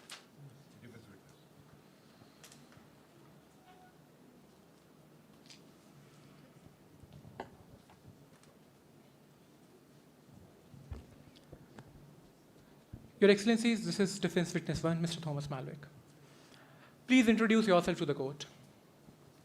Greetings, Your Excellencies. I am Thomas Malwick. I served as the commander for SUBE, and subsequently I served as the Director General of NMA. What were your primary roles or responsibilities? My primary roles were overseeing the functioning of NMA. There were multiple layers in NMA, structures such as the engineering division, the governance division, the ethics board, so on and so forth. My job was to oversee the overall functioning of NMA. How was the decision-making structured within your system? It was a very democratic system, a lot of checks and balances in place. I was not the one making decisions. We all, with the experts that were part of the departments, made decisions to implement the migration policy of the country. What was the role in the MoonX system?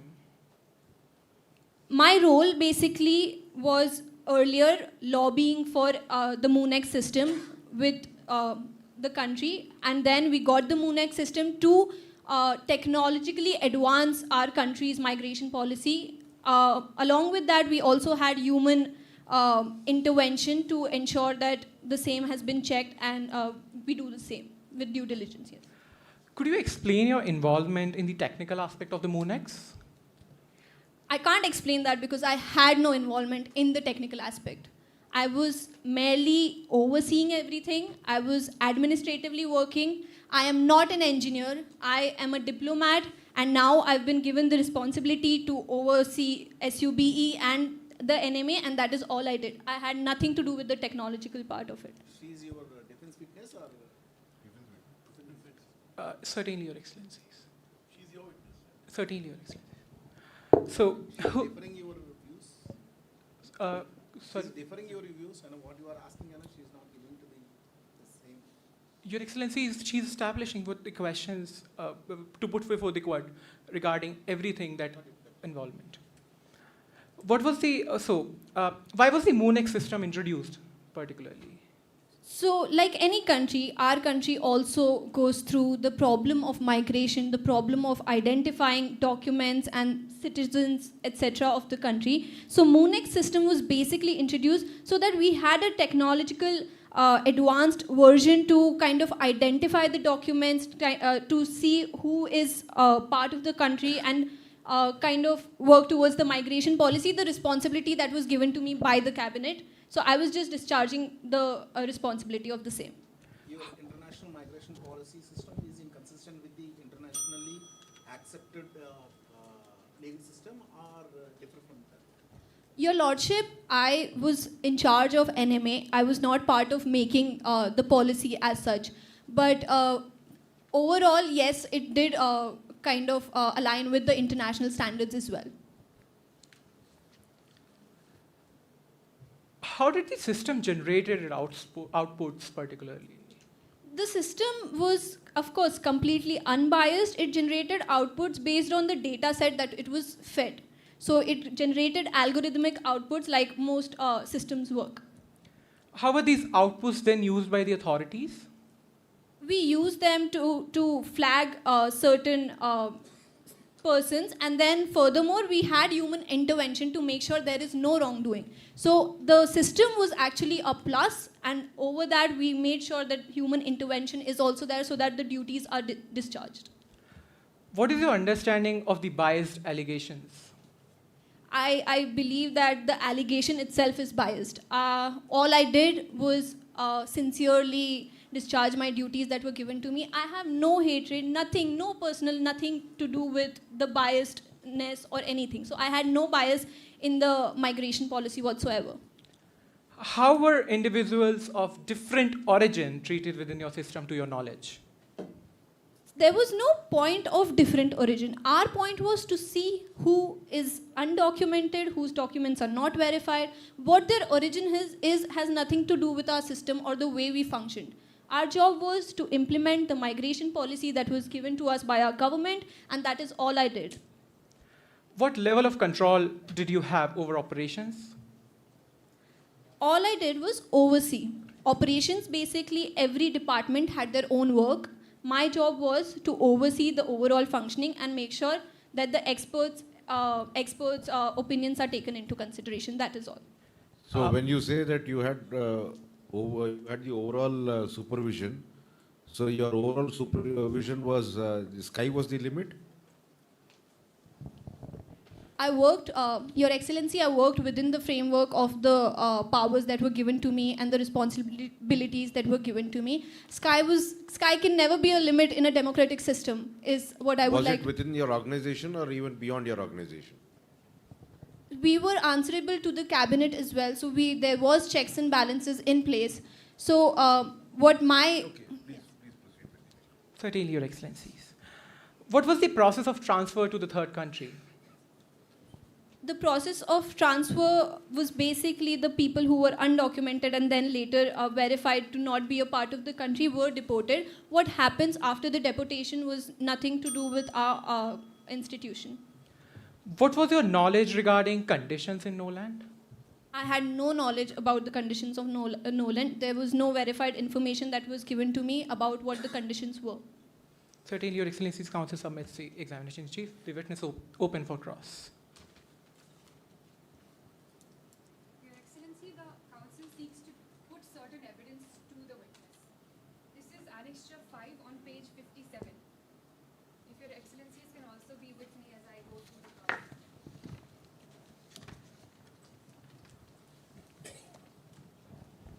May we presume that the witness is on oath?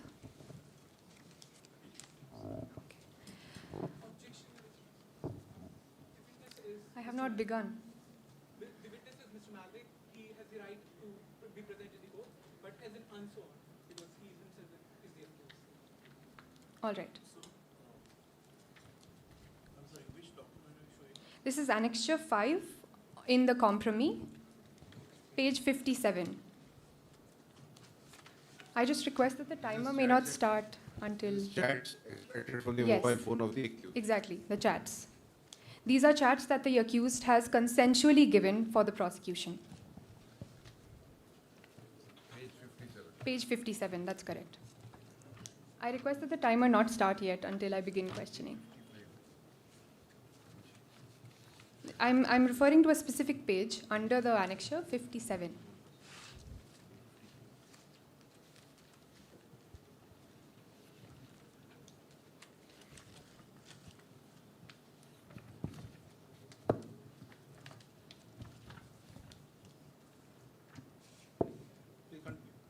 Are Your Excellencies with me? Okay. On page 57, these are messages that you and your subordinate have shared. These are chats. At 2:07 p.m., you say to your subordinate, did the internal audit ask about the screening anomalies? Are you acknowledging there were screening anomalies? First and foremost, I would like to point out... Please say yes or no. I would like to explain myself and then answer your question. First and foremost, I allowed my phone to be used. Secondly, this chat is out of context. You've attached two annexures with my conversation. Please focus on the question I asked. Don't get into an argument.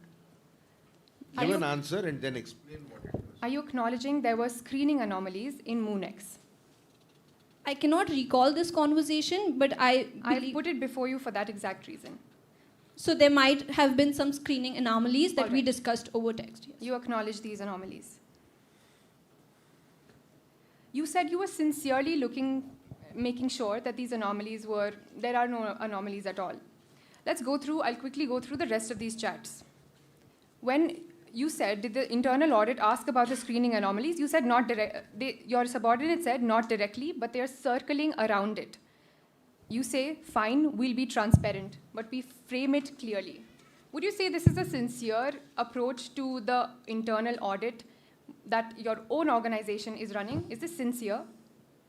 I believe I wrote it in a sincere manner. It is being taken out of context. I did discharge my duties in the most sincere form possible. All right, let's go to page 57, the next page.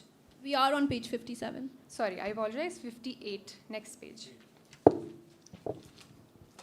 This is the first message at the top of the page. Are Your Excellencies also with me? I'll read out. Your subordinate tells you that field monitors have leaked photos again. He sent them to you. So there have been multiple photos and you have seen them all? I do not recall seeing the pictures, but if you go through this, you see that the pictures weren't verified. So I cannot. But you've been sent pictures and you have acknowledged receipt of these pictures. You said opening in the very next message. You've seen it. Like I said, you can see TM 9:11 p.m. Nothing off record, nothing unofficial. I do work through official channels. I understand. I'm only asking if you have seen these photographs, multiple of which exist. I cannot recall. I do get a lot of emails. I do not recall but there seeing is a receipt that you have acknowledged. We'll go to the next question. You have Where said did you find that? the very next message, Your Excellency, Malvik says opening. Okay. He says, wait, is it actually from Noland? Which means he's seen it. This is a response to having seen the picture. Our next question is on the message. It could be said opening and thereafter wait. It does not mean definitely that has been viewed. He says looks exaggerated, which means he has seen it and then is speculating on its credibility. Okay. He's seen this picture. We go next, a few messages down. You say, we need verifications. These leaks are almost always staged. You acknowledge that there may be sometimes it's not staged. You conveniently skipped the part where I forwarded everything to the legal department. I'm asking about this message. Are almost always staged. We get You various. stick to the question. So don't exaggerate, or don't try to give an explanation, or don't to bring your own opinions. So if you say yes for that one, you have seen and not seen, that straight away to answer to that question. Yes, Your Excellency. No argument, only reply. My question was, you said that the leaks are almost always staged. Can I ask for 30 extra seconds after? Are almost always staged. Your subordinate says, if they are real, he also acknowledges that they could be real. We should intervene. And you say, we intervene only through proper channels. The fact that he put this to you, does that mean you are the deciding authority on whether an intervention occurs? This is an informal discussion, and I suggested that if there is a possibility of the images being real, then we intervene through proper channels. What are proper channels? Through the ethics board, through the ministry, informing the ministry. Did you go to the ministry? We forwarded the pictures to legal, and then further the work was divided. I was not the one who was operationally working But did you stop the transfers that were occurring in light of these pictures you have seen, the concerns I would that have like been to raised? read. What action did you take? I would like to reiterate that I did forward the emails to legal to verify the information. Split your questions. Don't to frame into all the questions into one question. All right. Split your questions, and accordingly you can get the answers. All right. I can also move to my next question, if that's all right. Can we go to page 56? That's 2 pages back. The first message there. Nolan's ministry just sent a long, whiny update. This is your subordinate, claiming their camps are beyond threshold. This is the exact content of the email you claim to have not read. It lies unread in your emails, but you know the contents of that email. You know that there was overcrowding, and Noland was seeking you to halt your transfers there. They Like you specifically said- have asked. Like you said, I did not have knowledge of the email. They were in my unread folder. But this message, you can acknowledged also read the my contents. message where I asked, what does that even mean? That means that I did not have knowledge. These were How vague does terms that mean you did not have knowledge? You are being conveyed an update that has been sent from a country that you have an agreement with. You are not having an argument with the witness. You put your question and get an answer. All right. So the contents of this email that you claim to have not seen, these contents are in a chat you've had with a subordinate. This is the first time. You could have answered in yes, in one word, affirmative or in negative for this one. I do not fully agree with what you are All right. insinuating. Your subordinate says they can't send people back yet, and you say yet is the key word. What does yet mean? Does it imply a temporal limit to when they will be sent back? I believe so. So what is that temporal limit? There was somebody who was there for 13 months, and there are others who are still there. She was only removed. Like I said, I'm not the final decision maker. We have to go through proper channels. Hence, I had to start and get my directors, other directors involved in the process. I have no further questions, but she said that there is a temporal limit, which was not met in this case.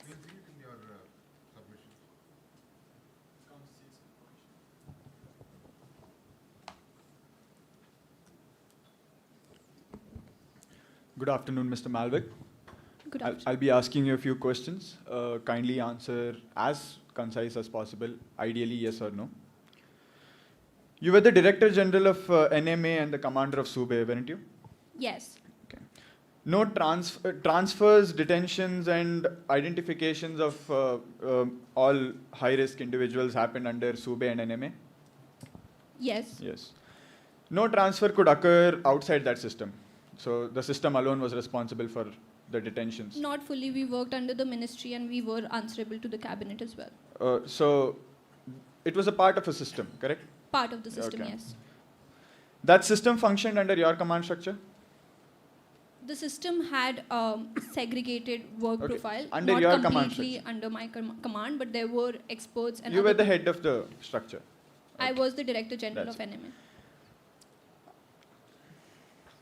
You have stated that you have received no formal warnings regarding the bias and other anomalies. Yes. You have acknowledged the presence of unread emails. Is that right? In the annexures? The council just presented Yes, the unread indeed. emails, so this just came to my knowledge just now. Absolutely. Okay, sir. Okay.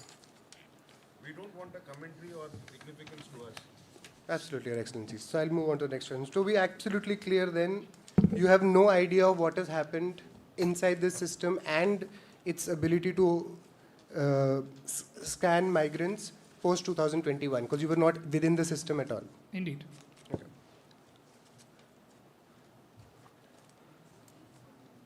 No more further questions, sir.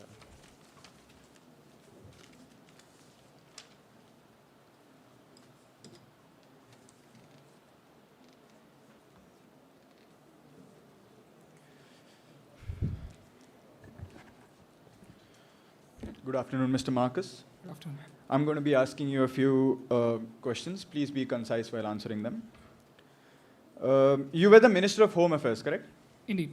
Both the National Migration Authority and the Sube were under your ministry? Indeed. Okay. So, and Thomas Malvick was the head of both of them? That was already stated in Indeed, the chief. Why indeed, are you Your asking Excellency. those questions again? Council would like to proceed. You put the questions which, for Indeed, the answers indeed. which he has not yet given or the secret. Why go for something different? Indeed, Your Excellencies. I would like to understand a few things about your ministry. So, a minister sets out policies, am I right? Correct. A minister does not carry out field level operations? Never. No. So, you as a minister never detained anyone? No. Never transferred anyone? No. Okay. You never, all these execution and administration work was carried out by the heads of the heads and all these authorities under Sube and NMA? Indeed. Okay. The Director General is responsible for implementation, am I right? Along with other directors also. Okay. He supervises how the system works in practice. Indeed, but Okay. along with other directors. He controls how the decisions are executed. Correct. Okay. He issues operational directions within those systems. In coordination with other directors. So I put to you that implementation of the migration policy was under Malvick's control. MoonX system, apologies, a detention, transfer, and all such decisions are operational decisions? Correct. Okay. Did Malvick have the authority to stop these transfers at any point in time?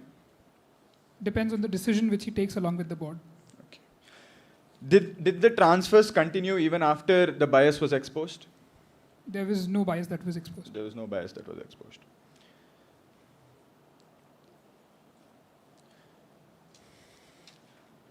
My last question to you would be, what is your occupation right now? You said you were a part of Blackwell Consultancy. Indeed, Your Excellency. It has been covered. Why are you Are you being remunerated? I'm not aware of this fact. You're not aware if you're being remunerated in your job.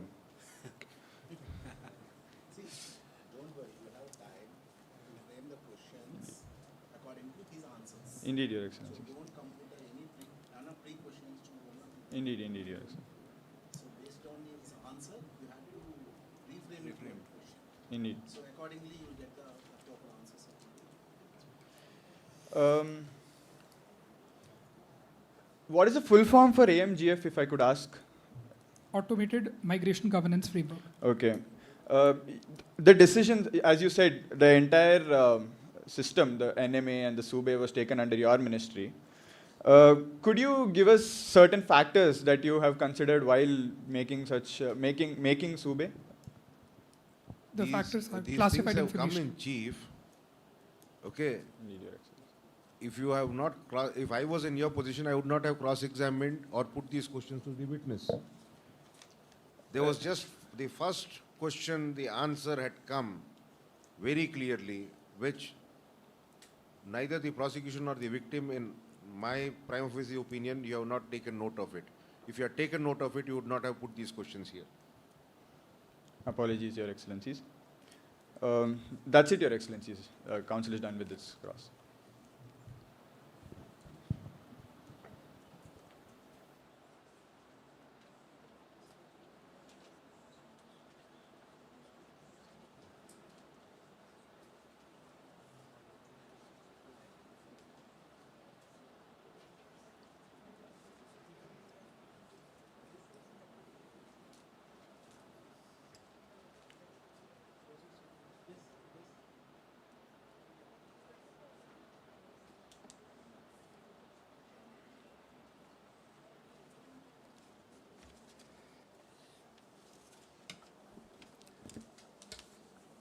Your Excellencies, please go.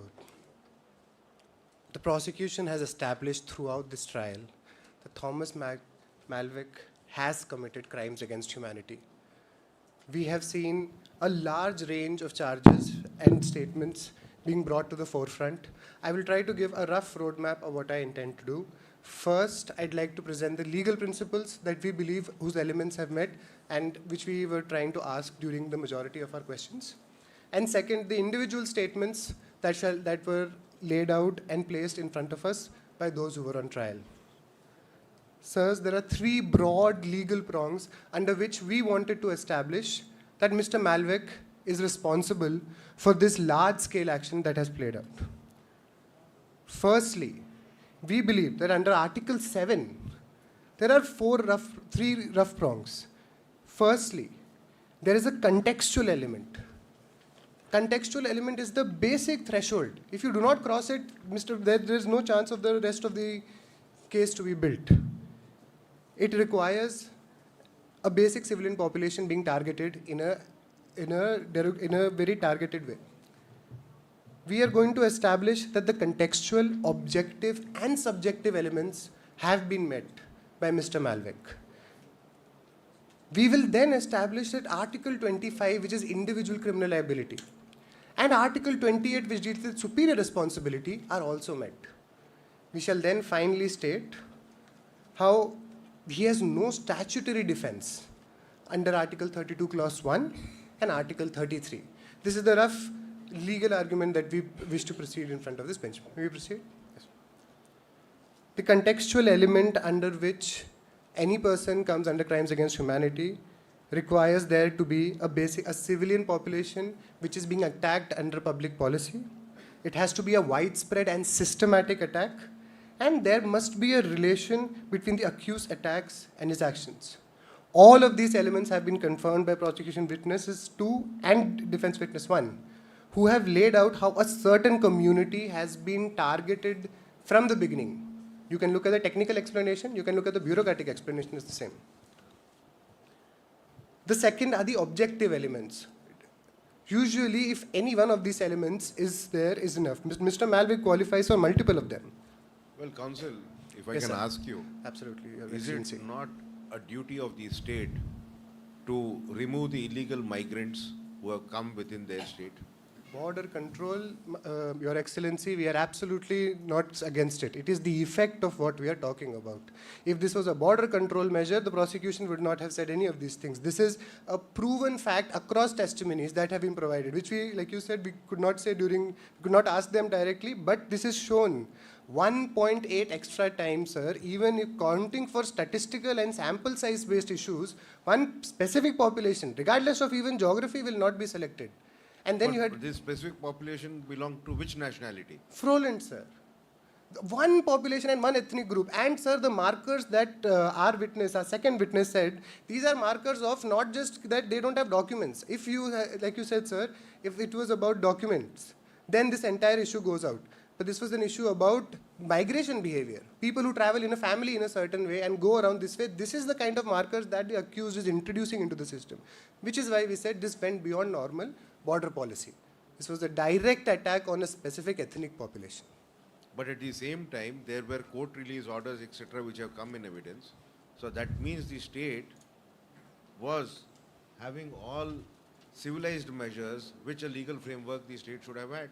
If I may address those, Your Excellency, the court-received orders first come from Noland, where they are being sent. Second, it's a court-driven NGO order. So when in a lot of these places... Not a court-driven NGO order. No, sir, the court-driven... NGOs... No, sir, the NGO led the thing via the court. You have a lot of these services which go to these prisons and they will take their case, like the representative thing, and even the victims are in a certain capacity under that vote. So it had nothing to do with the state apparatus. It had nothing to do with Icelandia, which is why in our line of questioning, I specified what happened to the victim in Icelandia. That is the thing that happened to them in Noland, and that was after 13 months, sir. If you tell us that you want to send a person out of the country for a few days and then they are relocated is one thing. This woman was imprisoned away from her family for 13 months, would be our point. But that is a solitary instance that has come in by way of evidence. Sir, the commission which came and the judge who came, the retired judge who spoke in front of us today, has documented across 5 centers 140 deaths. But there was, but at the same time, the same Yes, witness states that I have not submitted my report yet. It is under preparation. Sir, the judge so it has is an opinion of an individual. But it is a judge who has told us this. Yeah, just firstly. a minute. Okay. There is an under the domestic law there is a case law from the English courts which says about the evidentiary value of a committee report or a commission report. There was one such from the English courts, there is one such from the Indian Supreme Court. The consistent view is that these are individual opinions but would not bind the state for it. Sir, our entire submission to that would be this chamber has heard all sides. This chamber gets to decide if admissibility is or not. This chamber has heard, our belief is that the probative value of a retired judge's statement that he went personally. What is the standard of proof required in an ICC trial? Sir, in the standard of proof is that it is the final decision of, it is unlike normal things, it's not hearsay or anything. Is it beyond reasonable doubt? No, sir, It unless is it beyond absolutely probability. What was it? Sir, unless it absolutely prejudices the other party, the chamber has every right to allow any report that comes in front of it. Including hearsay evidence? Yes, sir. Hearsay evidence is also allowed under ICC. It's not, they have no direct bar on it at all. Even if it causes prejudice to the accused? Unreasonable prejudice, sir. They have, this is a direct front of foe. Under Article 69, it's directly said. Okay. So the second was our objective elements for crimes against humanity.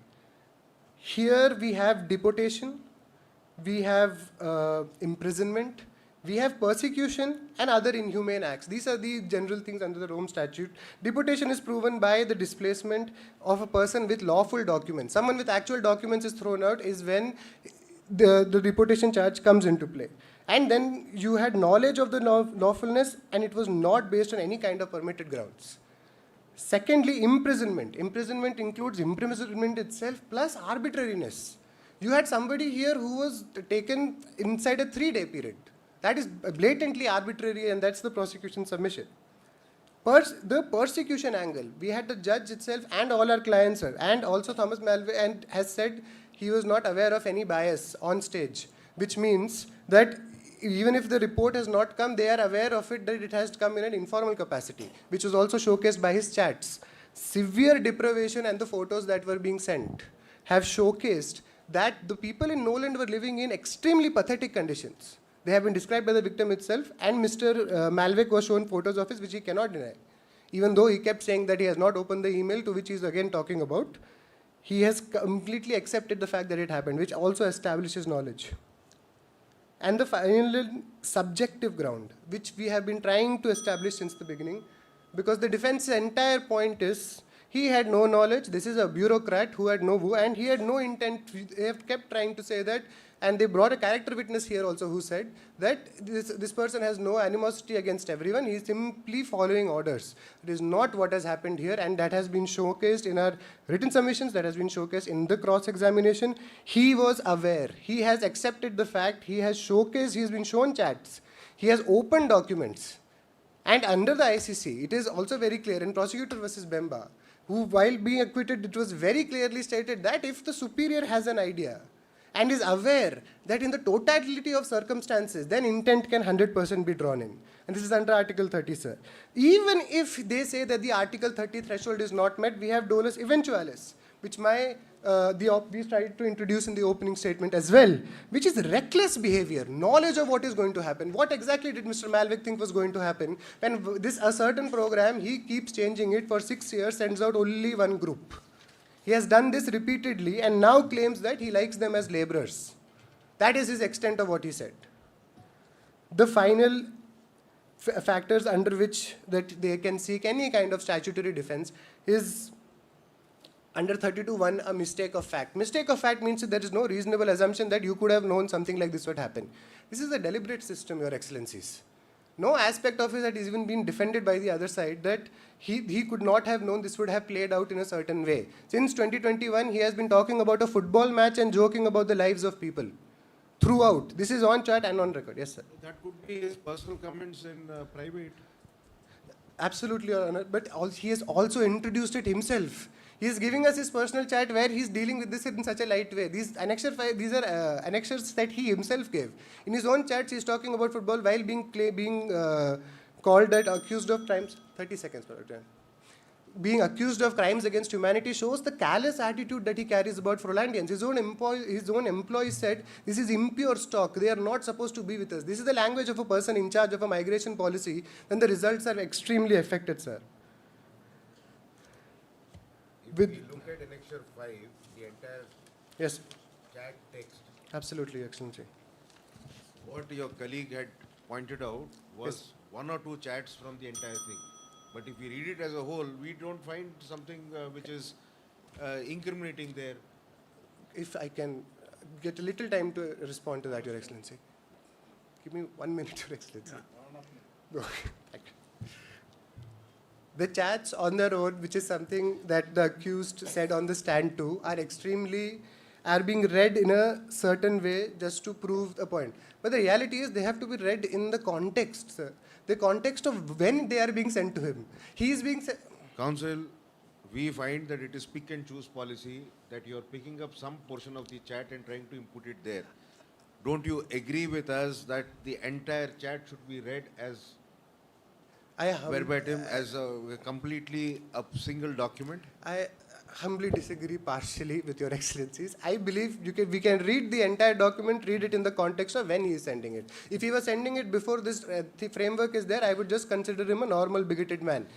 Based on this chat and the context is when we consider him an international criminal under this statute. If it is not favorable to you, sorry, sir. If it is not favorable to you, then how do you treat? If the facts indicated there are not favorable to you, how do you treat this? If the facts were not favorable to us or if they were against us in any capacity, that we would never ever try to come forth with this entire. We have received incredible information that this man led the entire process against the civilian population. In the chat he also says, if it's real bias, we will fix it. We need real evidence. Our submission to that is that this is somebody building a very strategic, he's preparing for a strategic response instead of actually caring about what is happening. He's building a framework to shield himself instead of her. Counsel, this was also one more thing, that this was voluntarily produced by the accused on his own accord. Yes. If there was something which was going against him, why would he produce these chats voluntarily? There are two aspects to those chats, sir. First, the mens rea element that we get from it, of this person being aware of what is happening and how it's playing out, his motive and intent and his issues from this combined with the data. Second, of why did he put it? It's very clear that he has been getting away with doing this for 15, 16 years. He was finally caught through based on this chamber prima facie finding evidence. Had it been something as a result of a search or discovery, we could have probably thought of. But when it was a voluntary production by the accused, and then you adopt a pick and choose policy, we find it little shaky. Our only contention to that. And not only that, don't you agree with something called a proximity of time, which matters also here? For the chat, sir, we are dealing with a person who committed those acts then and is giving, he does not respond to emails under the guise of. If I apply the test of proximity from an evidentiary perspective, proximity of time and those incidents, how do you link it? Firstly, we'll go back to the law. Under the dolus eventualis, we very clearly find there's the lower mens rea element under Article 28. Proceed, And finally, as for the time factor, this is a person who does not respond to emails formally under the concept of I'm too busy to respond to emails even though I am the controller of this entire thing. But in his personal email has been caught opening those same emails. It would be our explanation of it, that it's a very deceitful and attempt to hide what is happening from his side. He's just putting out selective tests to make us feel like I'm an extremely innocent man, but the entire trial has shown you that neither does he care about these individuals. He considers them labor. Through their excellencies, we would like to present our prayer. Yes.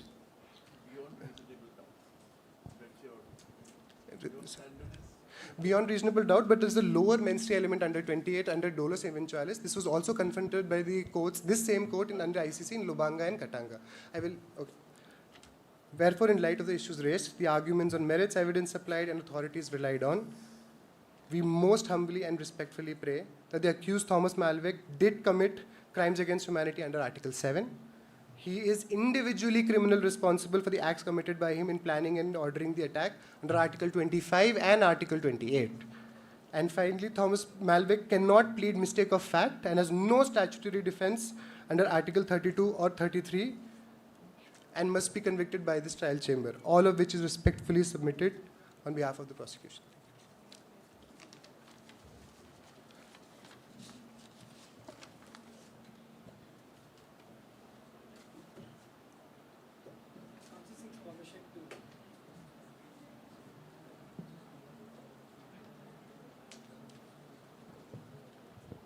Well, counsel, we have a suggestion.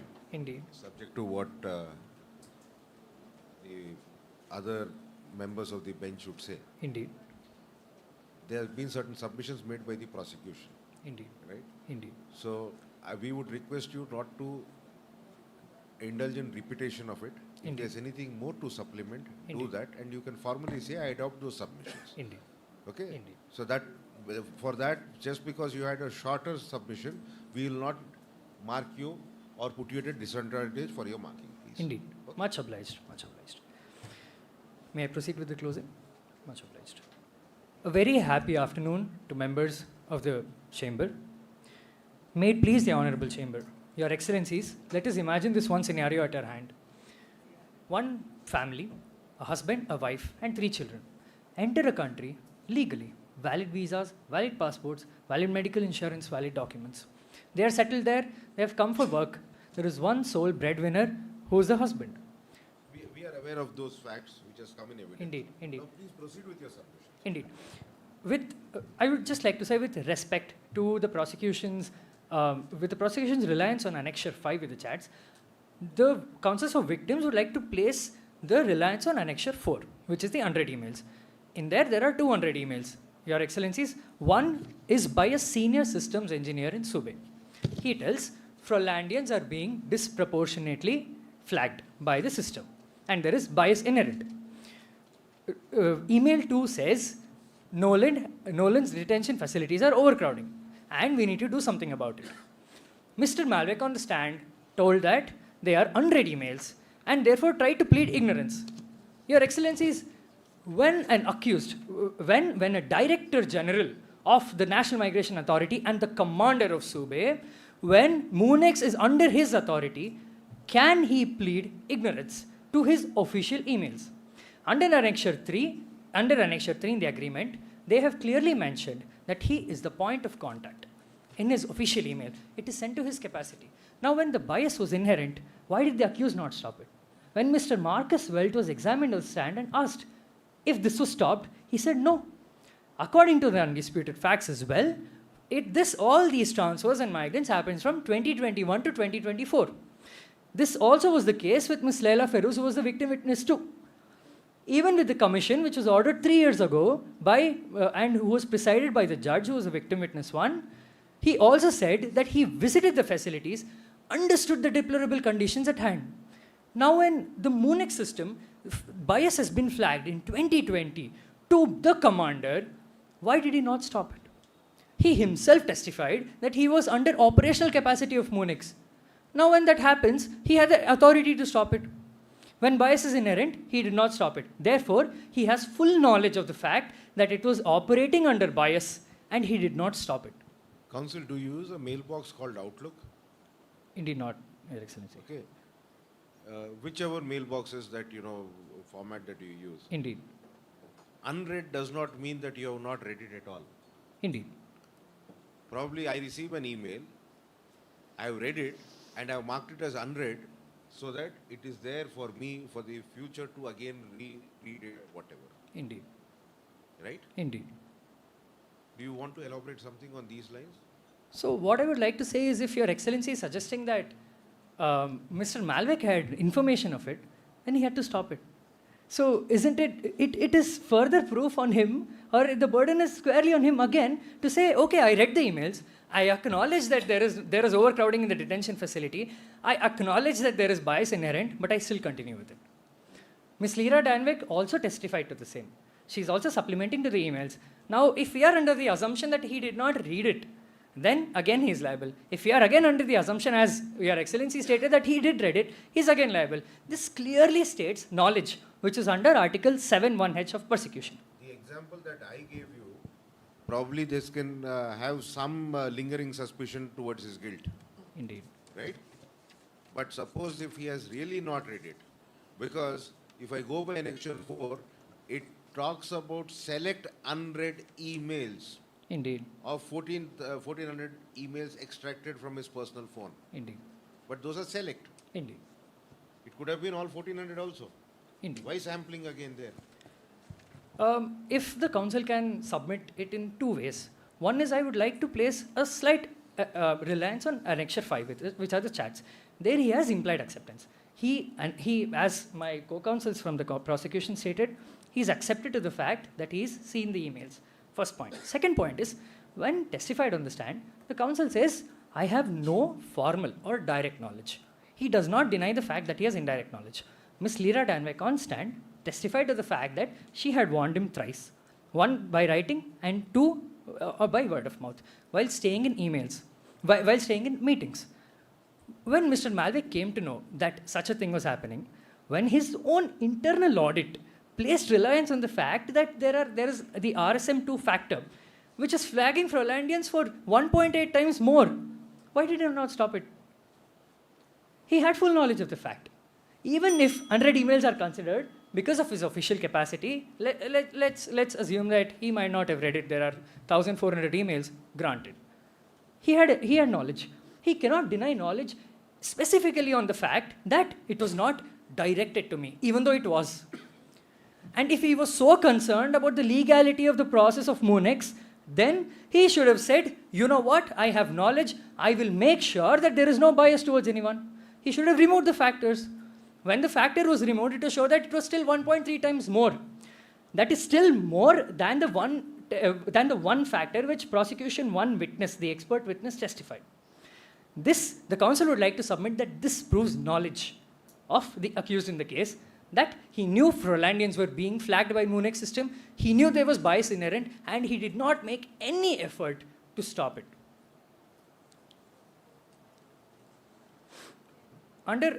We would like to submit that under Article 68, victims are recognized in the case when our personal interests are harmed. It is submitted here that we Hollandians have come before the court today for our recognition, because it is clear from the inference and from Monex's systems that we were targeted. We were subject to an unfair system. When one of the witnesses on the stand has stated that she had full legal documents, was not disproved by the defense counsel, and she was subjected to such inhuman treatment, no family, no inhuman treatment. What does it say, Your Excellencies? It is a gross violation of fundamental rights.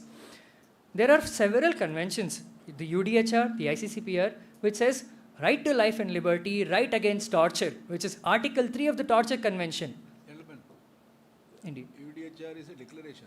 Indeed. It's not a convention. Indeed. There's a Indeed. lot of difference between the sip and the cup. Apologies. Yeah. Apologies. ICCPR, Refugee Convention, as well as Convention on Torture, states that when a person is sent to principles of refoulement as well, when someone has knowledge that when they're sending someone to a place where they might be subjected to torture or cruel treatment, you must not do that. The council would like to place reliance on one specific instance from the Nuremberg trials. There was this person who was on trial. Indeed. Who will confirm whether the person is a legal migrant or an illegal migrant? Who's supposed to confirm? The Monex system. The Monex system flags it. Who's supposed to confirm or the other state has to confirm? We're the victims. Suppose you are victim. Yes, indeed. So the receiving state Indeed. has to confirm whether which are the valid documents which to consider as a legal migrant. Indeed.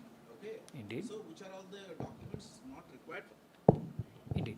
So what are the documents would be required for the legal migrant, Mhm. and which are the documents are not sufficient to consider as a irregular migrant? Indeed. So Anna, you are not the person to confirm it whether it is a legally you Indeed. migrated into that. Indeed. So how do you justify in this? So firstly, when my victim witness 2 testified that she had valid visas, valid passports, valid medical insurance, she stated a list of 2 or 3, 4 documents. Now, if the authorities there felt that it was not legal, there had to be sufficient documents, they could have crossed my witness on the stand and stated, you have these documents. They have cross-examined to some extent on that. Merely just because the witness said that I had 1, 2, 3, 4, 5 documents. How does that, whether we take it as gospel truth? Your Excellencies, if that really was not required, then why was Miss Leila Feroz allowed to stay in Islandia in the first place?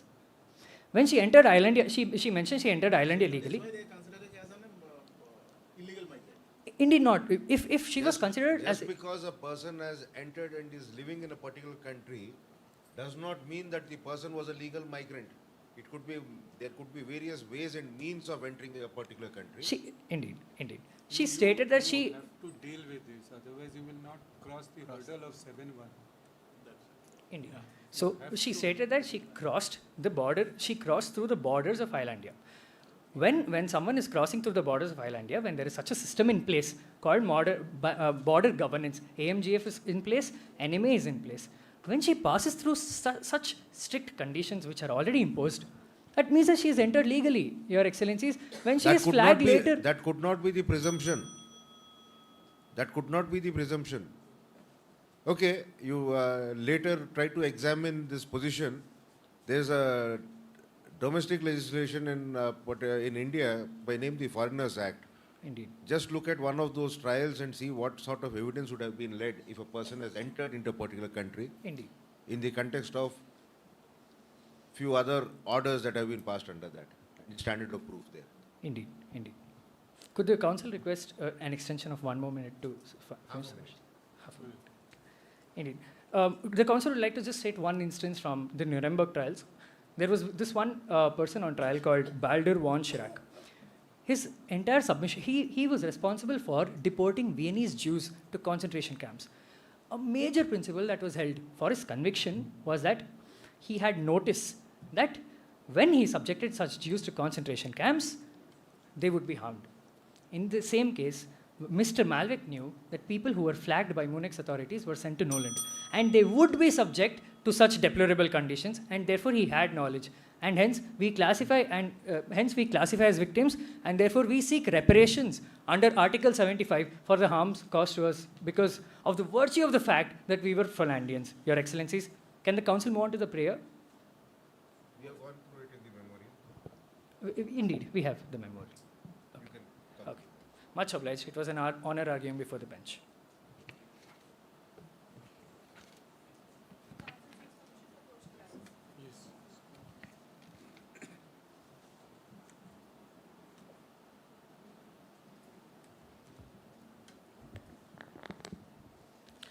Greetings to everyone present over here. The council seeks permission to begin with the closing argument. My argument shall be two-folded. Firstly, I would point out the contradictions or the things that I've extracted from the cross-examination, and then I shall proceed with the closing argument. So, Your Honours, firstly, as the prosecution said, that he's an architect, Mr. Thomas Malwick. On the first hand, he is not an architect, neither the executor. However, he is a person who is supervising or monitoring the activities. He is not, and secondly, they stated that he is the highest in the chain. The cabinet the cabinet itself is the highest authority. He is the DG and the commander of the SUBE. He is not at the highest in the chain. The judicial review was never denied to the victims, as the victim witness 2, Leila Feroz, stated that they were sent back to their home. They had 3 days, and where she was going to the lawyers and she could not avail the facility due to higher expenses, and that is solely the responsibility or the capability of herself. Therefore, the due diligence process of having a judicial override, judicial side or judicial help was not negate. Therefore, it was being provided to the persons who were being referred to as high risk. However, the victim witness 1 has stated that the report of the commission is not completed, therefore it is not present before the Honorable Chamber. The prosecution has said that only the Frolandian people were being marked as high risk in comparison of other people. However, who are the other people has not been told to the court, and the ratio of being high marked cannot be assessed on the basis beyond reasonable doubt. And lastly, there's a contradictions that have been extracted. Now I shall move further with the arguments. Justice must never be built on speculation, Your Honours. Rather, it must stand firmly beyond reasonable doubt. Today, the defence will demonstrate through submissions why Mr. Thomas Malwick cannot be held criminally responsible. It is submitted that the prosecution has failed to establish the existence of a widespread or systematic attack, and that too pursuant to a state or organizational policy. On the requirement of attack, Your Honours, the defence respectfully submits that no such attack ever existed. Your Honours, an attack under Article 7 means a course of conduct involving multiple acts carried out pursuant to a state or organizational policy directed against the civilian population. However, in the present case, no such coordinated campaign or operation has been established by the prosecution. Don't give such a glorious, generalization for this.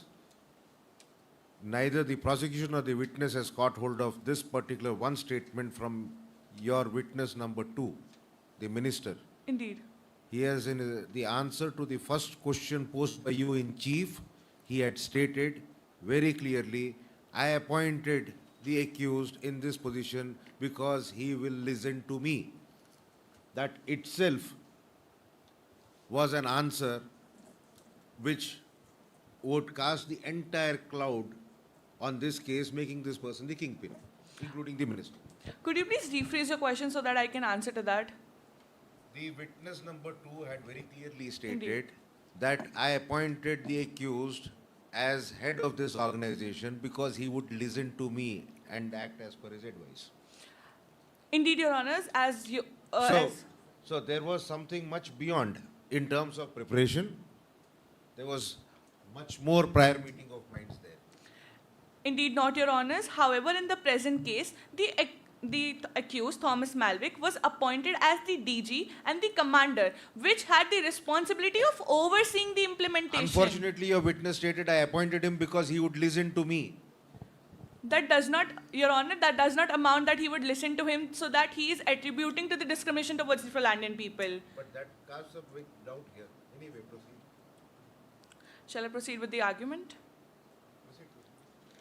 Your Honours, an organizational policy means a plan or framework which actively promotes an encouragement of an attack against the civilian population, and it must be shown beyond reasonable doubt by the prosecution that such policy existed. However, in the present case, no such policy ever existed. It was a mere framework that was at the borders of Islandia through MOONEX. It was by the help of MOONEX that assessed the immigration process. It was not a campaign or any of the organization policy that held such an attack towards the Frolandian people. It was just a check and balance that the people who are entering Islandia are either high risk or not. Moving on to the aspect of widespread, Your Honours, as widespread is neither quantitative nor geographically constrained. It has to be assessed on the facts of the case to case, and in the pertinent case, the facts are not the same, as there have been 140 deaths that have been only said by the witness, and that has not been on any of the documentary evidence that has been produced to the court. Hence, it does not suffice the requisite that is needed to suffice widespread and systematic. Your Honours, on the aspect of systematic, an attack is said to be systematic if it is based on the preconceived policy, which implies the attack be thoroughly organized. And however, in the present matter, no such policy ever existed. And secondly, the internal audit explicitly found no intentional inference or organized plan by the leadership that has been held in the Annexure 2. Therefore, the alleged conduct lacks any pattern or pre-planned design. Moving on to the next fold, that is the material element under Article 7.1d, H and K. Article 7.1d is the forcible transfer deportation. To prove the same, there must be two requirements that has to be fulfilled. Firstly, forcible displacement from the place where they were lawfully present, and secondly, such displacement was carried out on the grounds that were not permitted under the international law. As Your Honours, it is noted by the scholars like Mr. Basuni and Mr. Henderson, the inclusion of lawful presence in the Rome Statute was intended to preserve a state right to deport person who do not have a legal right to remain within its territory. It is submitted that the lawful presence must be determined within the framework of domestic law. An individual is lawfully present only if they are either the citizen or possess a valid entry or residence authorization under the state legal system. Accordingly, Your Honours, the measure taken were lawful and fall squarely within the state's sovereign right to regulate migration and cannot be characterized as unlawful deportation. Further, on the aspect of 7.1h, that is the persecution, Your Honours, in the present case, persecution requires two aspects. That is severe deprivation of fundamental right coupled with the specific discriminatory intent. And in the present matter, there is no such discriminatory intent that has been proved beyond reasonable doubt by the prosecution. There was a statement by prosecution witness to Lyra Danvik that she herself listened. Thomas Malwick said that he wanted to discriminate. However, no such thing has been mentioned in the chief examination, nor when I asked what did he say. The word was focus on the objective, and the interpretation of her was that he wanted to discriminate. Rather, it was focus on the objective of checking the immigration process through the MOONEX. Moving further on the aspect of Article 7.1k, that is Other Inhumane Act, it is submitted that the ICC requires conduct which cause great suffering or serious injury to body or mental or physical health, which is similar in the nature and gravity to the enumerated crimes. In the light of the above, the prosecution fails to establish the essential material element. Hence, it does not suffice the requisite under the Article 7.1k. Moving on to the last submission, that is the criminal responsibility under Article 28b, is that firstly, there are three requisites that needed to be fulfilled. Firstly, the accused must exercise effective authority and control. Second, the accused must have knowledge or reason to know the crime were being committed. And third, the accused must fail to take necessary and reasonable measure upon receiving such information.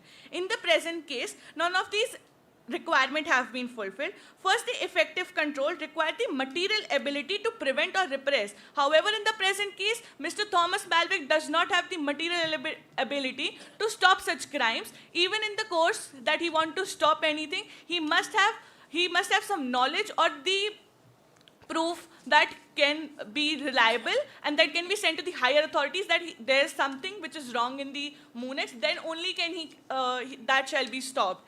And secondly, lastly, therefore, the element of effective control is not satisfied. Secondly, the requirement of knowledge is also absent. No verified official information confessed that he was being noted again and again about the biasness that was happening. That the chats that said that it might have happened, there is no concrete evidence, not a single report to the report or the Reuters report, ICRO report, any of the report that suggests that there was a kind of biasness that was happening. What are these reports, Council? These are the reports. The first one is Reuters investigation that is there, which suggests that is unverifiable. What is Reuters, if you can please enlighten me? That is basically a report that is made available to the public. That is an unverifiable media report. Exactly. So can we rely upon that and give you a certificate of innocence? Your Honor, the unverifiable media reports cannot be assessed as the part of the conviction itself. So just because nothing has come in those unverified media reports, how will that strengthen your case? Your Honors, in the present case, there have been reports that do not suggest anything that the bias was being made and that the bias was being made by Thomas Malwick. Even if I accept that he was being aware about the same, that there was some biasness, there was no formal means of communication that was being told to him. He even asked Leela Danwick, he even asked to communicate him through the formal channel. However, none was done so. So that cannot be attributed that he is criminally responsible for the act that he has not done. You could have taken the advantage of her answer in a different way, which you have not taken. Indeed. I put a question to PW2, Leela Danwick, right? Indeed. Whatever you are stating now was stated first before the pre-trial chamber. Indeed. And now before this chamber. Indeed. She said yes, and you have not stated that anywhere earlier. You went to put a question in your cross-examination to state, did you make a complaint to the ethical board? And you killed the effect of those two, that particular answer that she had given. You could have had a better case on that. Indeed. However, the point of asking those questions were, the ethical board is concerned with checking the balance of the biasness. However, she never told to the ethical board that She had answered affirmative to your question that she made a complaint. Now she has discharged her burden there. Now these are all suspicions which pinpoint something towards the accused. Could you please rephrase your question so that I could answer to that? There was enough which has come from the prosecution witnesses pointing at the accused that because they were working under him, whatever best they could do, they had put their effort forward. So you had not cross-examined anything on those aspects to say that he was the accused was not directly involved in these activities. Your cross-examination, those questions were quite absent. You have stated that in your memorial, no doubt about it. Indeed. But it should have come in your evidence. You should have cross-examined to that extent. Indeed, indeed. So, if I may ask. Understood why he is asking. Right, at the first point, she never mentioned it. Only first time before the judge's chamber. Thereafter, here. What is the reason? Why is he putting that to you? Have you understood that? I am understanding. However, the council would take 20 seconds and then I'll just Fine, answer. not a problem. You continue with the submission. All right.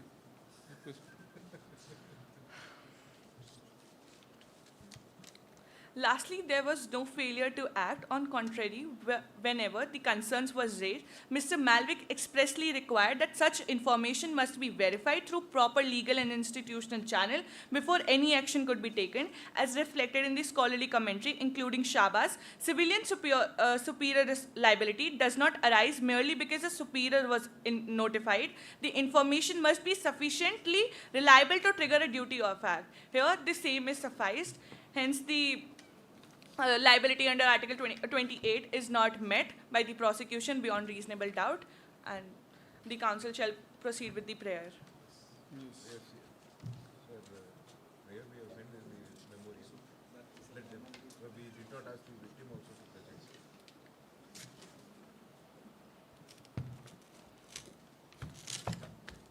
Wherefore, in the light of issue raised, argument on the merits, evidence presented, and authority cited, it is humbly prayed that declare and hold that Thomas Malvick is not guilty of committing any crime against humanity under Article 71D, H, and K of the Rome Statute. Declare and hold that Thomas Malvick does not incur individual criminal responsibility under Article 25(3)(c), 28 of the Rome Statute. Declare and hold that no reparations are payable by Thomas Malvick and that relief sought under Article 75 of the Rome Statute is unsustainable. It was a pleasure arguing before the bench.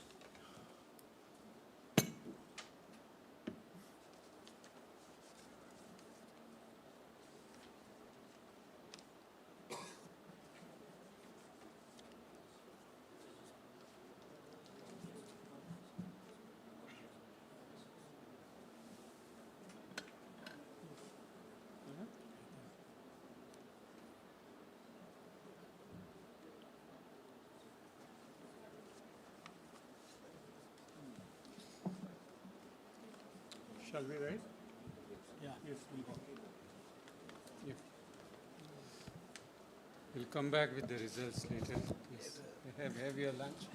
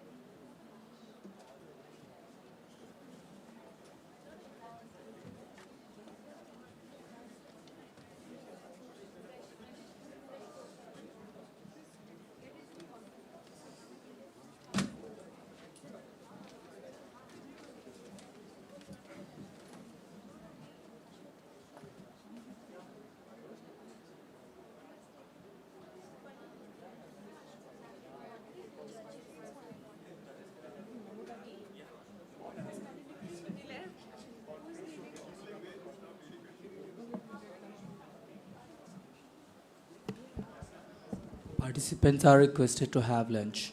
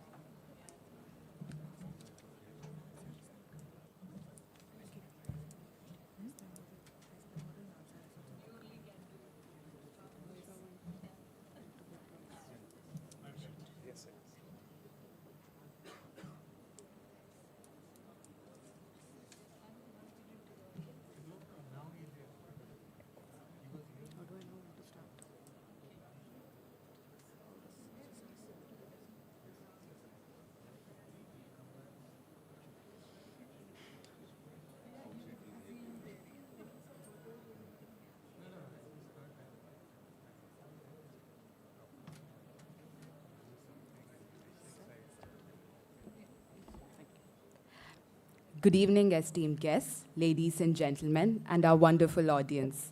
A very warm welcome to each and every one of you gathered here today.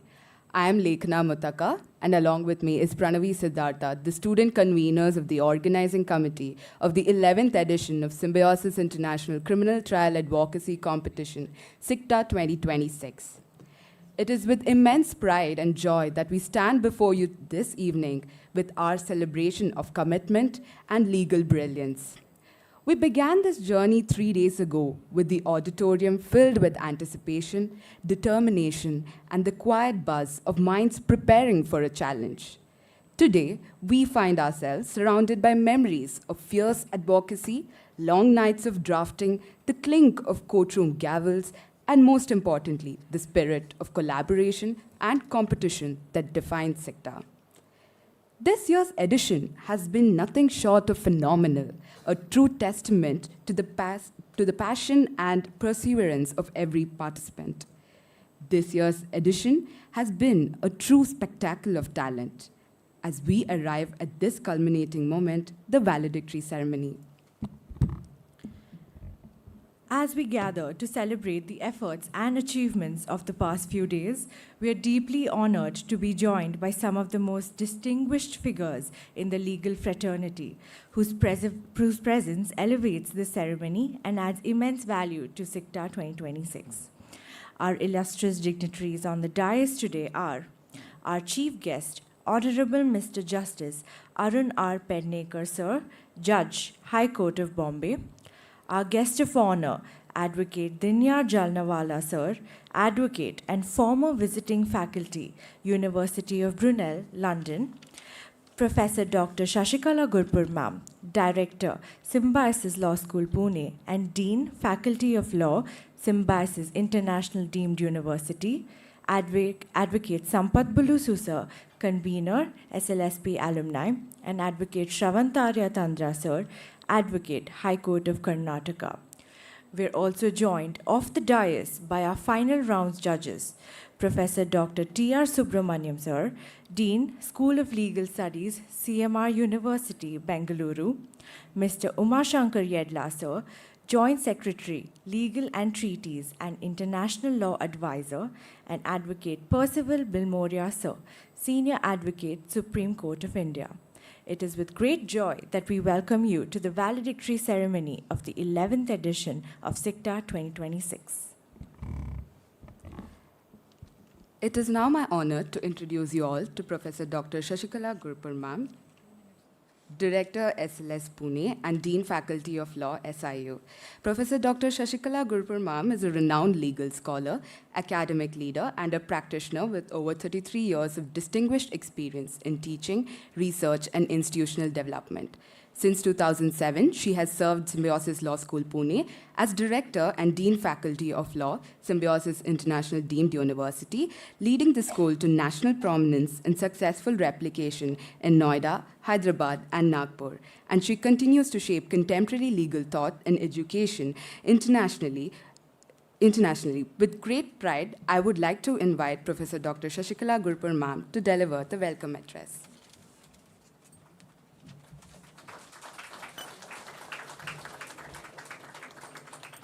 Honorable Justice Arun Pednekar, Sir, who has decorated the role of chief guest today. Our dear alumna, including Dinyar Jalnawala, Sir, Advocate Shravant Arya Tandra, and Advocate Sampath Bulusu, who is also the convener of the alumna, and all our distinguished judges and other alumna, dear students, faculty members, and students who have traveled all the corners of India to participate in this conference. A very warm welcome to all of you to the end of this great event which has taken place for the last 3 days. 3 days ago when we started this competition, we had very great personalities with us, and battling against time, we started the whole event, and it was great to record that more than 15 leading law schools in the public sphere and about 12 leading private law universities and a couple of state law university pertinent departments competed for the title here. today, when we come to the valedictory, we have a sitting judge as the voice of the panel. Sir, thank you very much for giving us this honor and authenticity to this competition, and also in leading by example in terms of encouraging our young students as the mentor and also as the guide. Dr. Muzumdar always says that life is a combination of pleasant coincidences. So I feel that there are so many pleasant coincidences here. Some of you who came once upon a time as students, today as alumni, continuing your commitment to the organization and bringing your children also to study here, provided they clear the highly competitive environment of selection today. So I'm very happy to put on record the contribution of all our alumni, some of them among the audience and some of you on the dais, that this is the strength of any law school. I remember late Advocate Ramjait Malani, who was our Professor Emeritus for lifetime. He used to tell me when I was being little tough with the visiting faculty who were practicing lawyers, who sometimes wouldn't set the question paper or wouldn't come on time, he used to say, see, an institution is for the community. There's a larger contribution that institution can make than individuals can make, and every member of the legal fraternity has a right and the institution has a duty to embrace them with open arms and connect to them. And I believe in that because I feel when I came back to India way back in 1998, the law school where I graduated from, I expected them to welcome with open arm, but they were very reluctant because I was like a fish out of water and then coming back and I may adulterate the environment. So Symbiosis gave the right environment to experiment the great ideas that I came back with. So I think any institution grows with such human energies. I'm very happy on this occasion to put on record such efforts of every one of you. We have our Student Bar Association with the able leadership of Professor Ayush Goyal, who, although very young in our fraternity, joined very recently, although he had a short stint with the Hyderabad campus, took all the initiatives to follow the process to the T, and flawlessly he has carried forward this venture with the help of the students and also with senior colleagues like Professor Virendra, Dr. Shelke, Deputy Director Dr. Mohanty and other colleagues. I should put on record the role of some of the parents, including Justice Vaishali Danaji Zadav, Dr. Danaji Zadav, our former Deputy Director, who is currently the Registrar in Maharashtra National Law University, who have gently persuaded Justice Arun Pednekar sir to be with us. So it was sir's generosity and their support without which this wouldn't have been possible because we were really struggling to find resource persons. It is such a time of the year that everybody is busy. Lawyers are busy, judges are busy, everybody is busy. But I thank and I really take their name here with that sense of friendship, love and gratitude. And the leading lawyers who are here, especially Billy Muria sir, he has so many files lined up, travels lined up, but he made the time to come and judge here. A very warm welcome to all of you with that deep, sincere, hearty gratitude, appreciation and admiration, and also with the hope that this way of supporting law students, legal education, fraternity may it continue because judiciary has a very key role in legal education. Lawyer community once upon a time shaped the destiny because if you look at the history of legal education, it started in the law chambers which later shifted to Princeton and Harvard. So lawyers have always played the role. But today we have come to a 360-degree kind of shaping of the legal education through research, through fully dedicated academic community like us. So keeping that evolutionary and civilizational anguish of always striving for the better, I'm sure that with this 11th edition of SICTA being another great example of excellence, that we will have the hope and the desire to welcome people like you, eminent people, to join hands with us in this great experiment of excellence and to another version of SICTA which will follow in a year. All the best to all of you and welcome once again.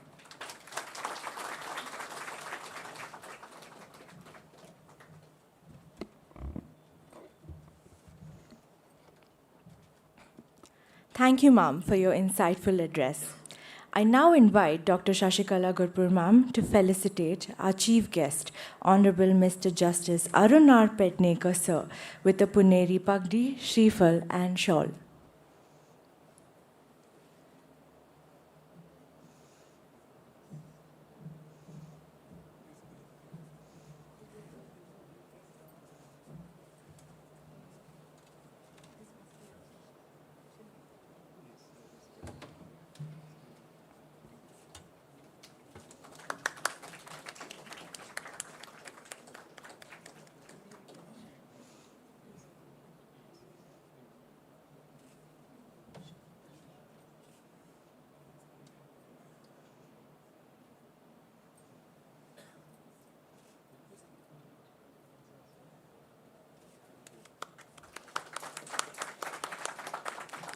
I now request Dr. Shashikala Gurpur ma'am to felicitate our guest of honor, Advocate Dinyar Jalnawala sir, advocate and former visiting faculty, University of Brunel, London, with a Puneri Pagdi, Shrifal and shawl.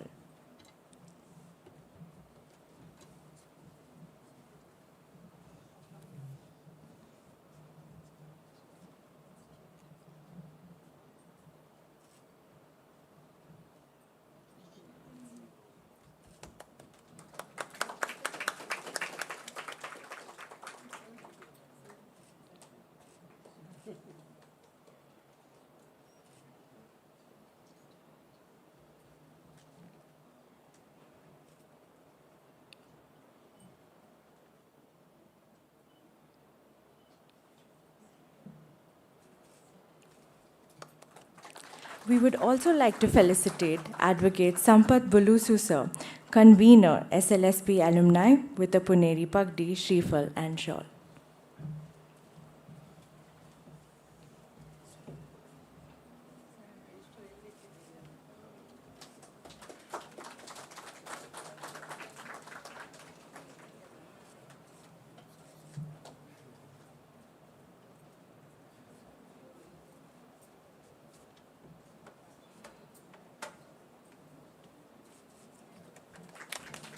I now request Dr. Shashikala Gurpur ma'am to felicitate our other judges of the final rounds of SICTA.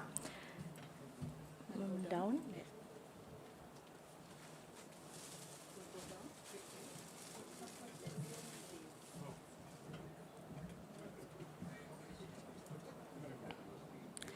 Professor Dr. T.R. Subramanya sir, Dean, School of Legal Studies, CMR University, Bengaluru, India.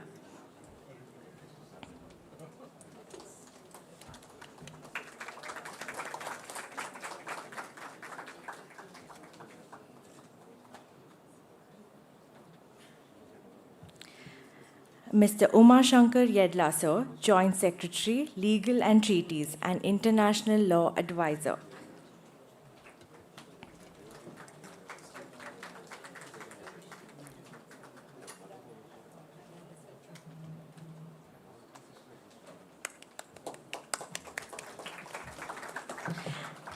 And Advocate Percival Bilimoria sir, Senior Advocate, Supreme Court of India.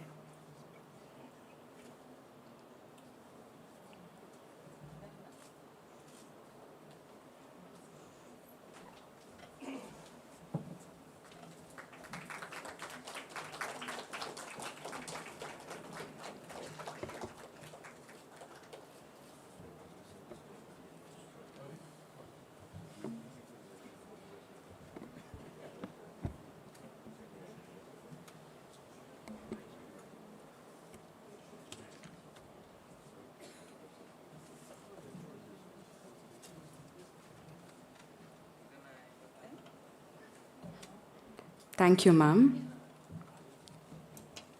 I would now like to invite Advocate Sampath Bulusu sir, the convener of Symbiosis Law School Pune alumni, to deliver his address.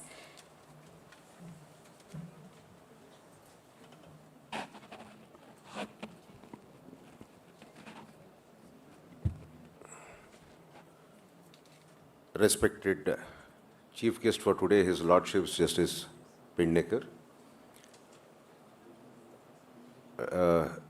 Respected Dr. T.R. Subramanya sir, one of the greatest international law teachers and experts that we have in India. My super senior and our alumnus, Advocate Diniyar Jalnawala, Advocate Billy Moria, Senior Advocate from the Supreme Court, my good friend Dr. Yadla Umashankar, who is Joint Secretary, Ministry of External Affairs, Legal and Treaties Division, my senior Advocate Jyotsna Banerjee, Vijay Dhakne, former Special PP for CBI here in Pune, teacher colleagues, the brain behind and the root behind SICTA, Parth Dikshit. He was the person who set this problem right from his second year. My good friend and my student, Shravant Arya, Sujit, dear students, participants, and all the active volunteers of the Student Bar Association. We have come to the 12th edition, 11th edition of SICTA, which could have been the 12th edition. One got lost in between because of COVID. Also, this would have been the 12th edition. And let me tell you, SICTA is one such program, as I've always been saying here from this particular place, very close to my heart. The reason was the idea was conceived by the students, sir. And at that time, because this was based on international criminal law,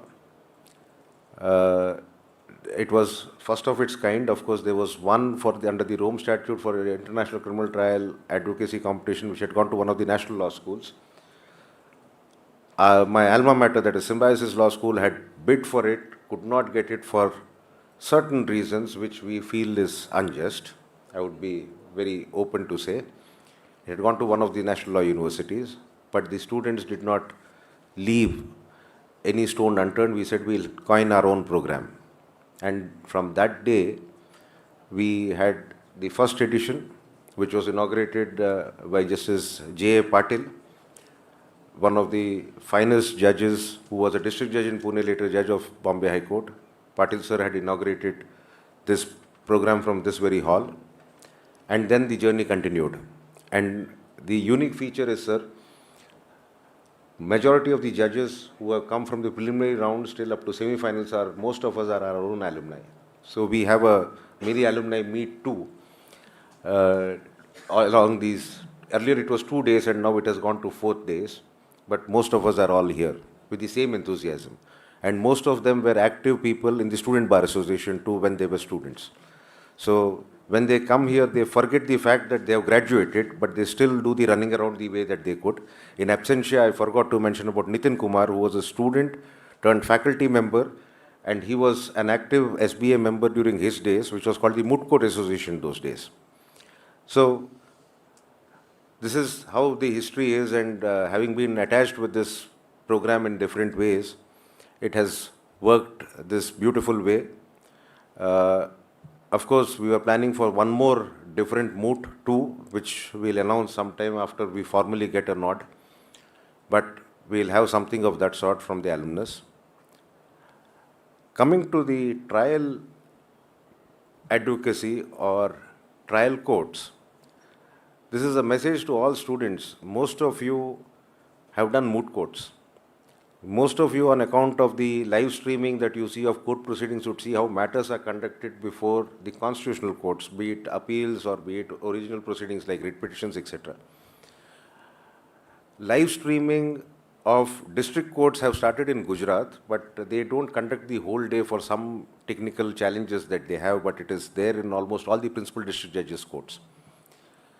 But then I have tried to observe, but nowhere there have been cross-examination of witnesses that has been related to live streaming, for obvious reasons.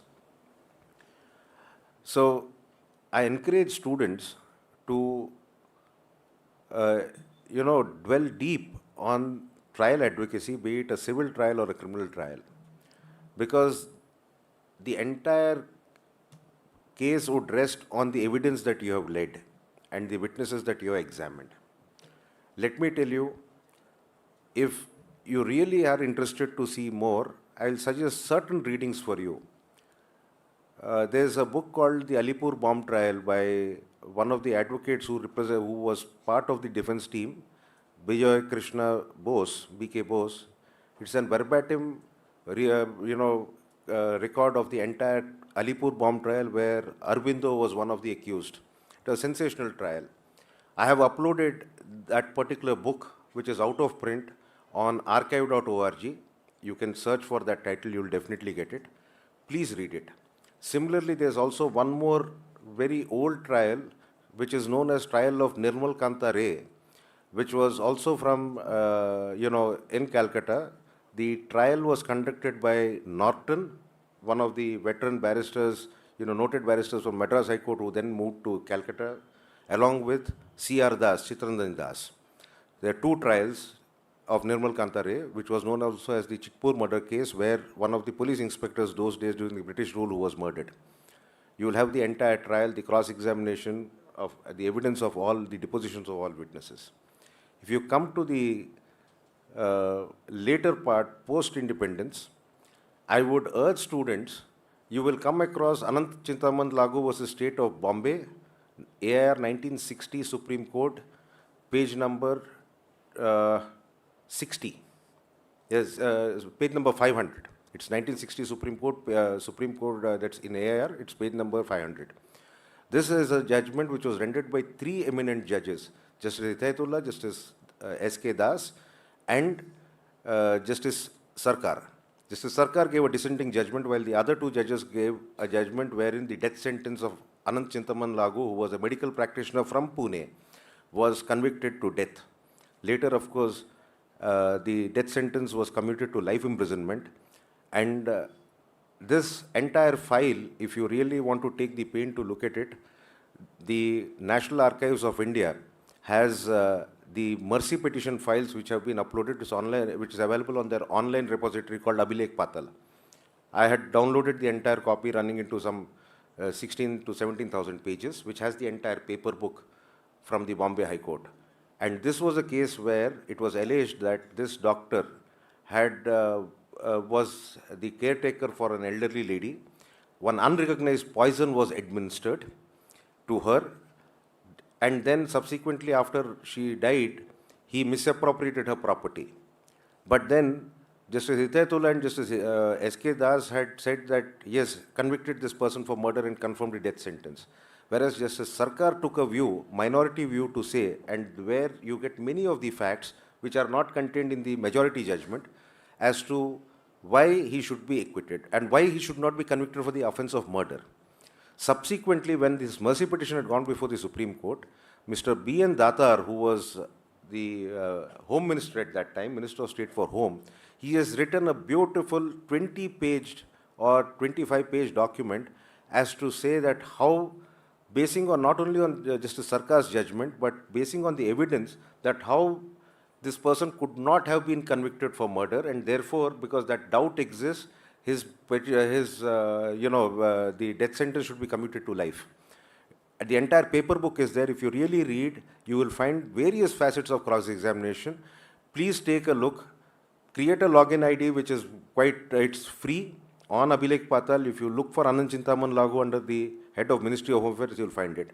Similarly, there's another celebrated case from the Bombay High Court, which had gone to Supreme Court, was Kushal Rao versus State of Bombay, which was whether a person could be convicted on the basis of a dying declaration. Kushal Rao's judgment is an index case on dying declaration at that time, which is 1958 Supreme Court, page number 20. So, in AIR, of course. So, if you look at these two judgments, you will again find the mercy petition relating to Kushal Rao's case. It was two factions of trade union where there was a fight, etc. Person was killed, and how the dying declaration was the sole material to be convicted. You will really understand how cross-examination was done by one of the best lawyers, and then that's how, and this is not by just reading that you will learn the art of cross-examination. You need to be alert.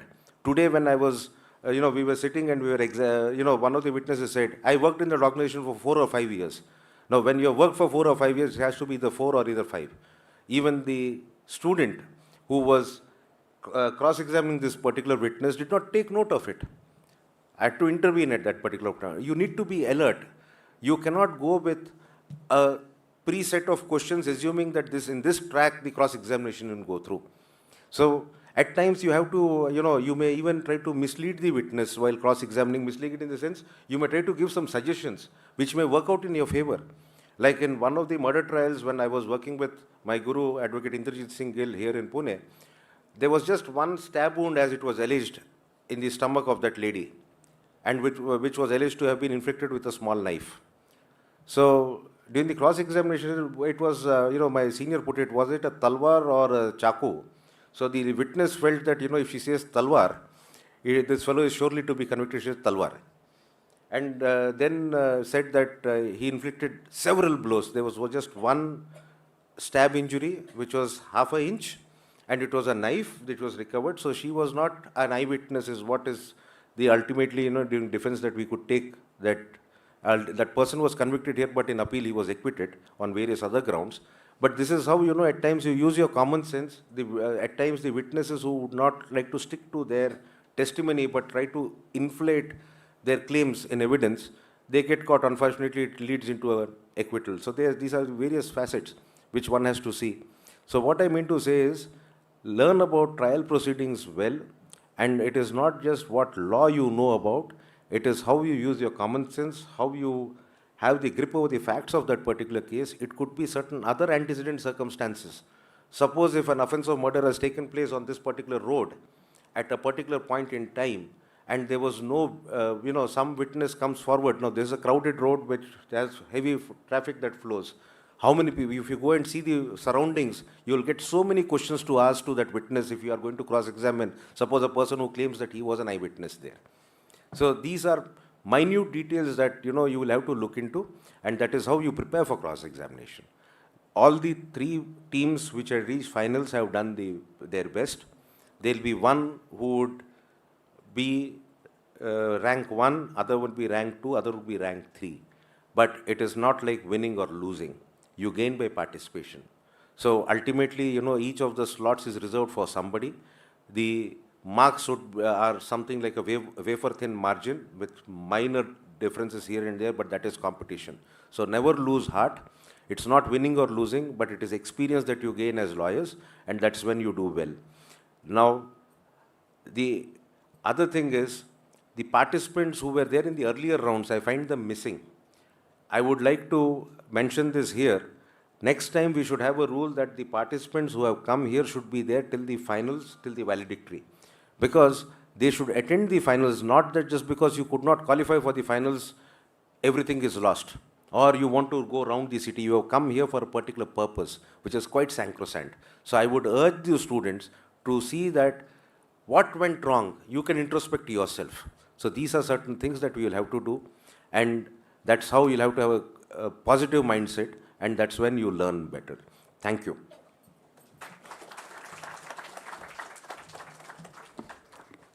Thank you, sir, for those insightful words and inspiring our audience and the growing interest in trial advocacy. I would now like to invite Advocate Shravantarya Chandra, sir, Advocate of Karnataka High Court, to deliver his address.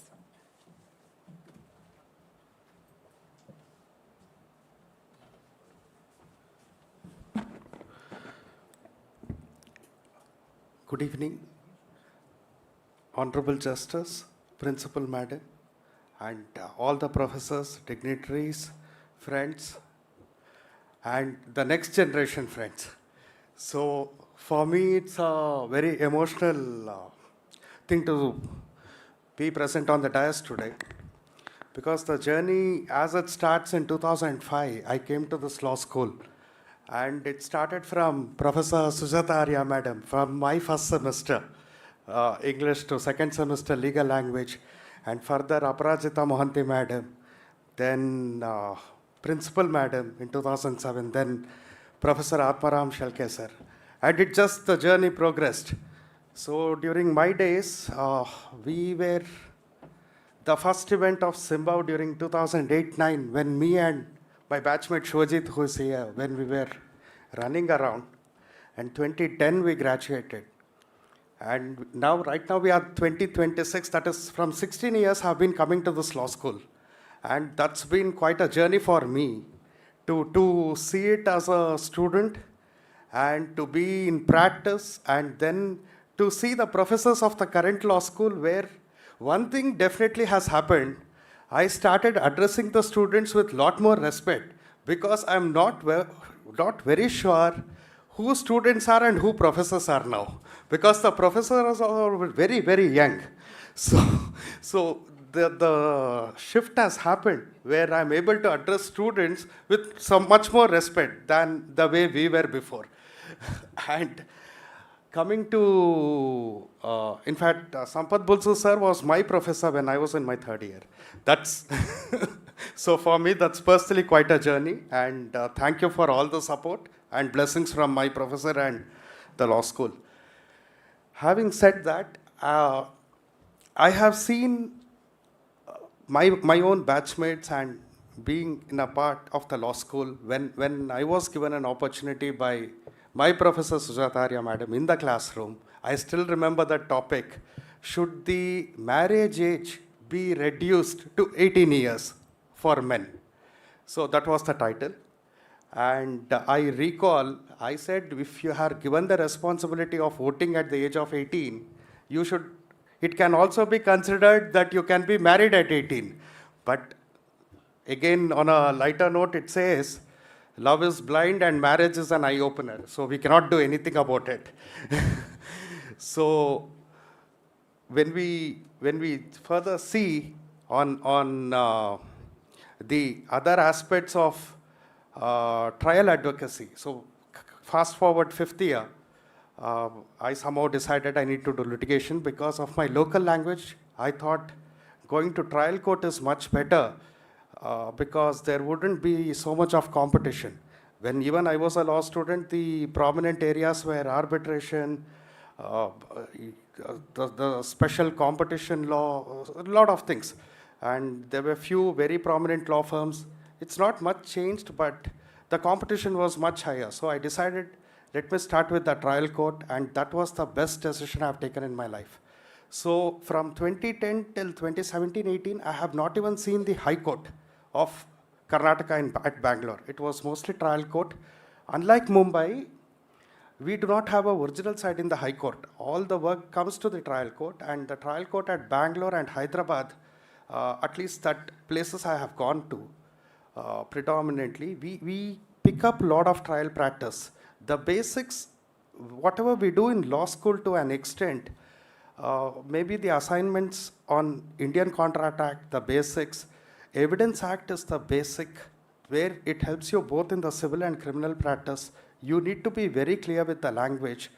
The new acts, though the names have changed, I still recall Section 4 of the Evidence Act, the may be, shall be, presume be. We need to have the first principles very, very clear. First principles are like ABCD to do your profession. And this is a profession. This is not, it's like a surgery. You need to know what tools to use, but to have that knack, you need to work on it. And those are the first principles. It cannot be a hit and run. You should know the final destination. So to know the final destination, you need to know what is the journey apt to reach that destination. So any particular, when you are trying to examine a particular witness, or when you are trying to get a particular testimony in your favor, you need to act by doing what we will reach that particular testimony which will help us in our case. And a lot of things they feel CPC, I'm just deviating a bit, but it needs to be said, and this is the right forum to say it. When we look at the Code of Civil Procedure, it doesn't look as complicated.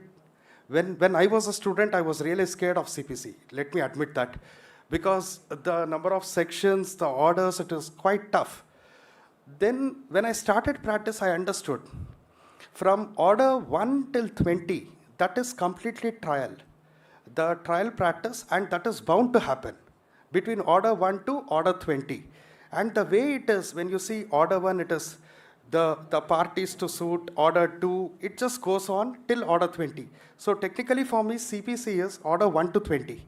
Then order 21, that itself is execution. So that is all to do with execution proceedings alone. That itself a code. Then from order 22 till 39, those are all auxiliary proceedings. For example, legal representatives to be brought on record, mortgages, injunctions, attachments. They may happen, they may not happen. That is between order 22 to 39, 22 to 40.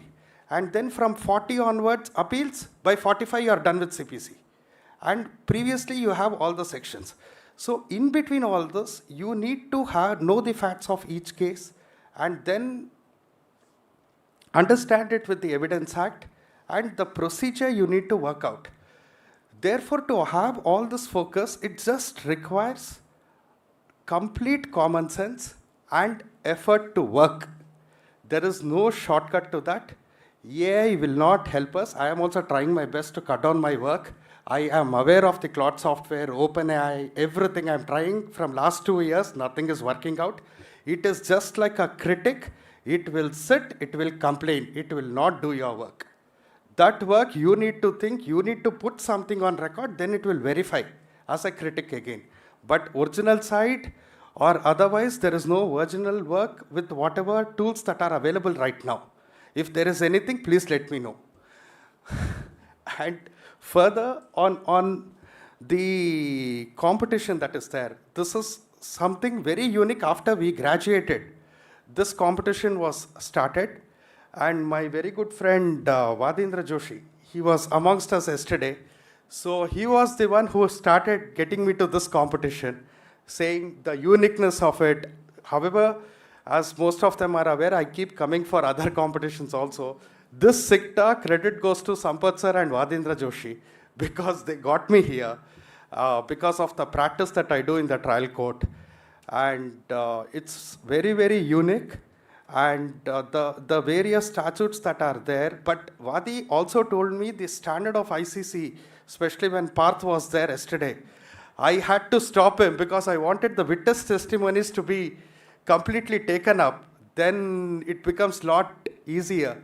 But there is a high sense of satisfaction for me when I come for this competition because it's quite complicated even for the judges to understand the minute detailing that is there, and the problem that is as prepared by Parth is equally commendable. Just keep it up. It's not easy. You know, for batch after batch, it's not easy. So if I have, with deepest submission and gratitude, I just hope there is no end to this. As I see, many of you are students today. It's just a matter of 4-5 years. We are all going to be colleagues at the bar. And I'm very thankful. And it's incidental that Percy sir was also my senior when I was working at a law firm, AZB and Partners, during my career. So thank you, sir. And it's such a closed family for me, right from my days to professors to my working people. Thanks a lot. I could have not asked more. Thank you. Blessings.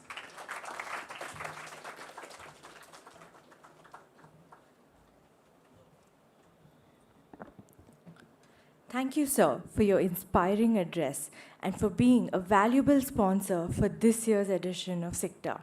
Thank you for your gracious contribution. We're honored today to have with us Advocate Dinyar Jalnawala, sir, advocate and former visiting faculty, University of Brunel, London, as the guest of honor. Sir completed his LLB from Symbiosis Law School and his postgraduate diploma in competition law from King's College, London. He has served as visiting faculty and course facilitator at the Competition Law Summer School, Brunel University, London, in June 2018 and 2019. He has attended international human rights sessions in Strasbourg, France in 2000, 2001, and 2002, and has participated in several seminars and legal studies sessions in Hong Kong, Singapore, Oxford, and King's College. Sir is deeply passionate about law, legal education, academic development, and I now invite Advocate Dinyar Jalnawala, sir, to address the gathering.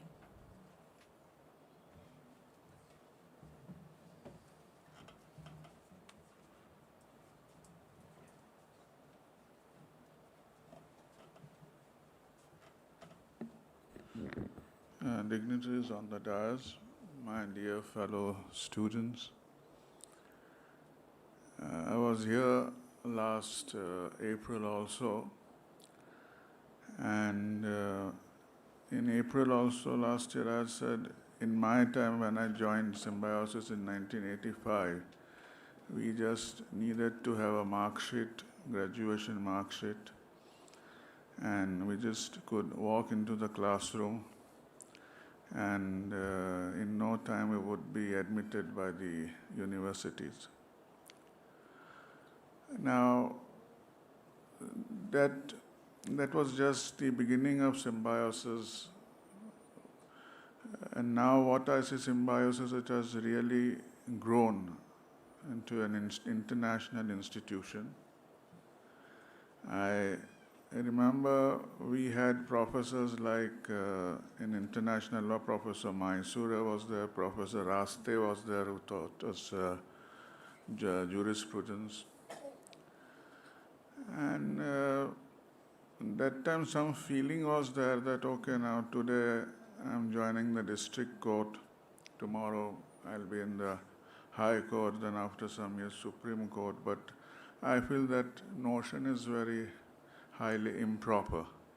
Once you establish your practice anywhere, then you are so deeply involved in that without uprooting yourself and damaging yourself, you cannot. It's an entirely different practice to be in a district court and the High Court and Supreme Court. So that is how I started, and again the other specialization was whether to argue before a court or whether to take up drafting. So that also one needs to decide all the factors, what you are good at, whether you are good in drafting, whether you are good in arguing, etc. So now when I see some people, especially parliamentarians, carrying a small red booklet on constitutional law, saying this is what we follow, I say it could be diametrically different also, constitutional law. What you are reading, the text, is just the text. When you interpret it, and when you read Sirvai's book or any other person's book, the interpretation is so diverse, and you cannot say that this is the constitution which I follow to. So that is another notable observation I have made. I was very highly impressed by today's moot competition, and the students were really of international level. I have attended this in King's College, where I was there, and in King's College also, I could somehow relate it to that level. So I congratulate you all. What prompt you got, no, you can't do this, you can't do this, this is a leading question, that with practice you will know.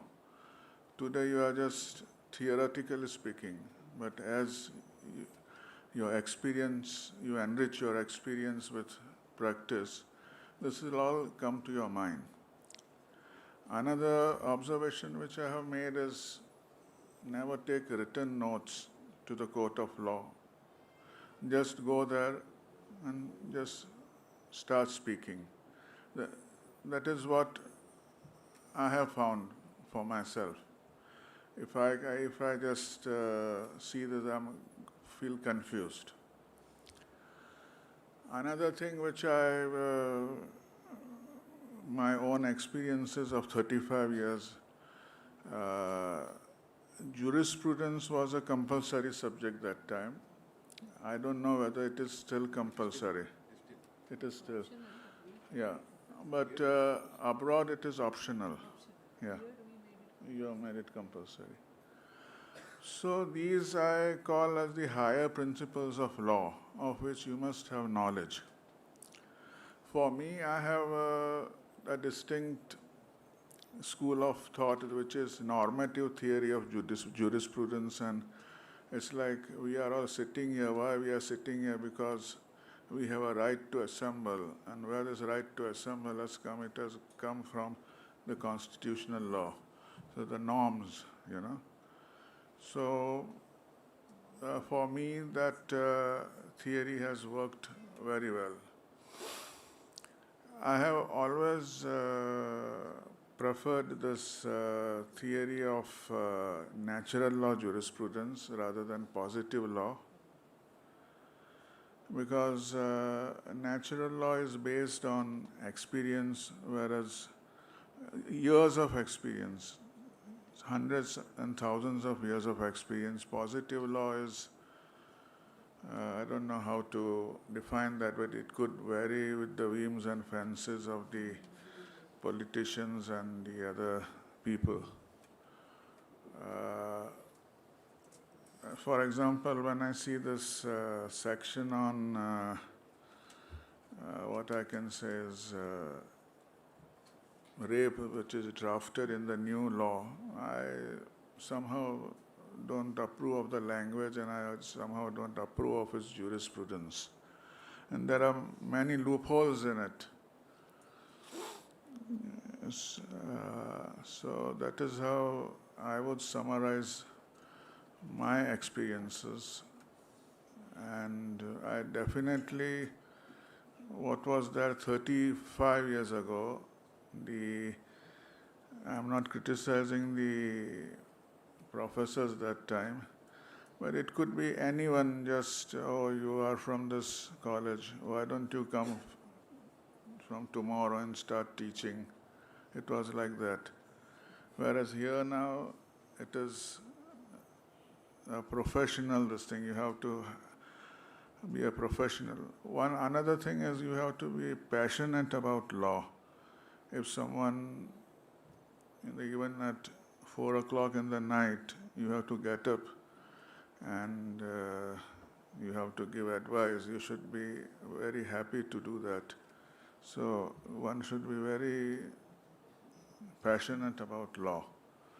And that passion in me has, that is why I have been in this profession for 35 years, though more academically I was more connected with the academics. There were some of the best law professors in the world, like Professor Wish for competition law, who was my professor. Professor Theo Van Boven in the field of international human rights law. Professor Shabazz, who was, this ICC, International Criminal Court. And in the year 2001, when we used to ask, well, when will India become member of the permanent member of the UN, he said they would be very willingly make us, but we will never get veto right. And I think that is going to be there. These powerful countries, they will make us members, but veto won't be with us. So I've enriched my experience with the universities over there.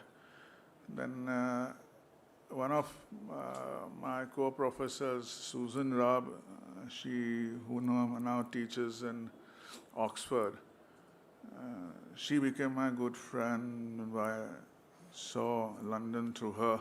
So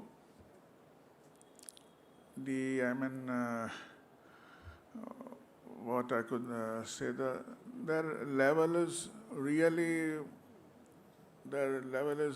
very, even an ordinary law professor over there, I used to find that the level was much higher. But now, of course, seeing you all, especially our principal director, madam, now we are at par with them. also appreciate the efforts done in the field of international arbitration law by my good friend Billy Moria. Perhaps one day we could have his own seminar on international arbitration law.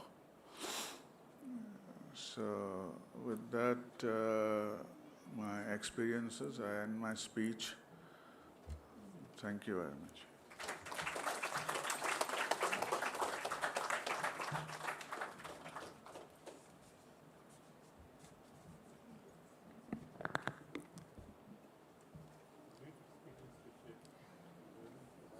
Thank you, sir, for your gracious words. For the Chief Guest's address, we are honored to have with us Honorable Mr. Justice Arun R. Pennikar, sir, Judge, High Court of Bombay. Sir did his LLB from MS College of Law, Panaji, Goa, and enrolled as an advocate in the year 1995. He practiced mainly in civil, criminal, constitutional, and labor law practices in the Supreme Court of India. Sir was elevated as the additional judge of the Bombay High Court on 19 July 2022. It is now my honor to invite Honorable Mr. Justice Arun R. Pennikar, sir, to address the gathering.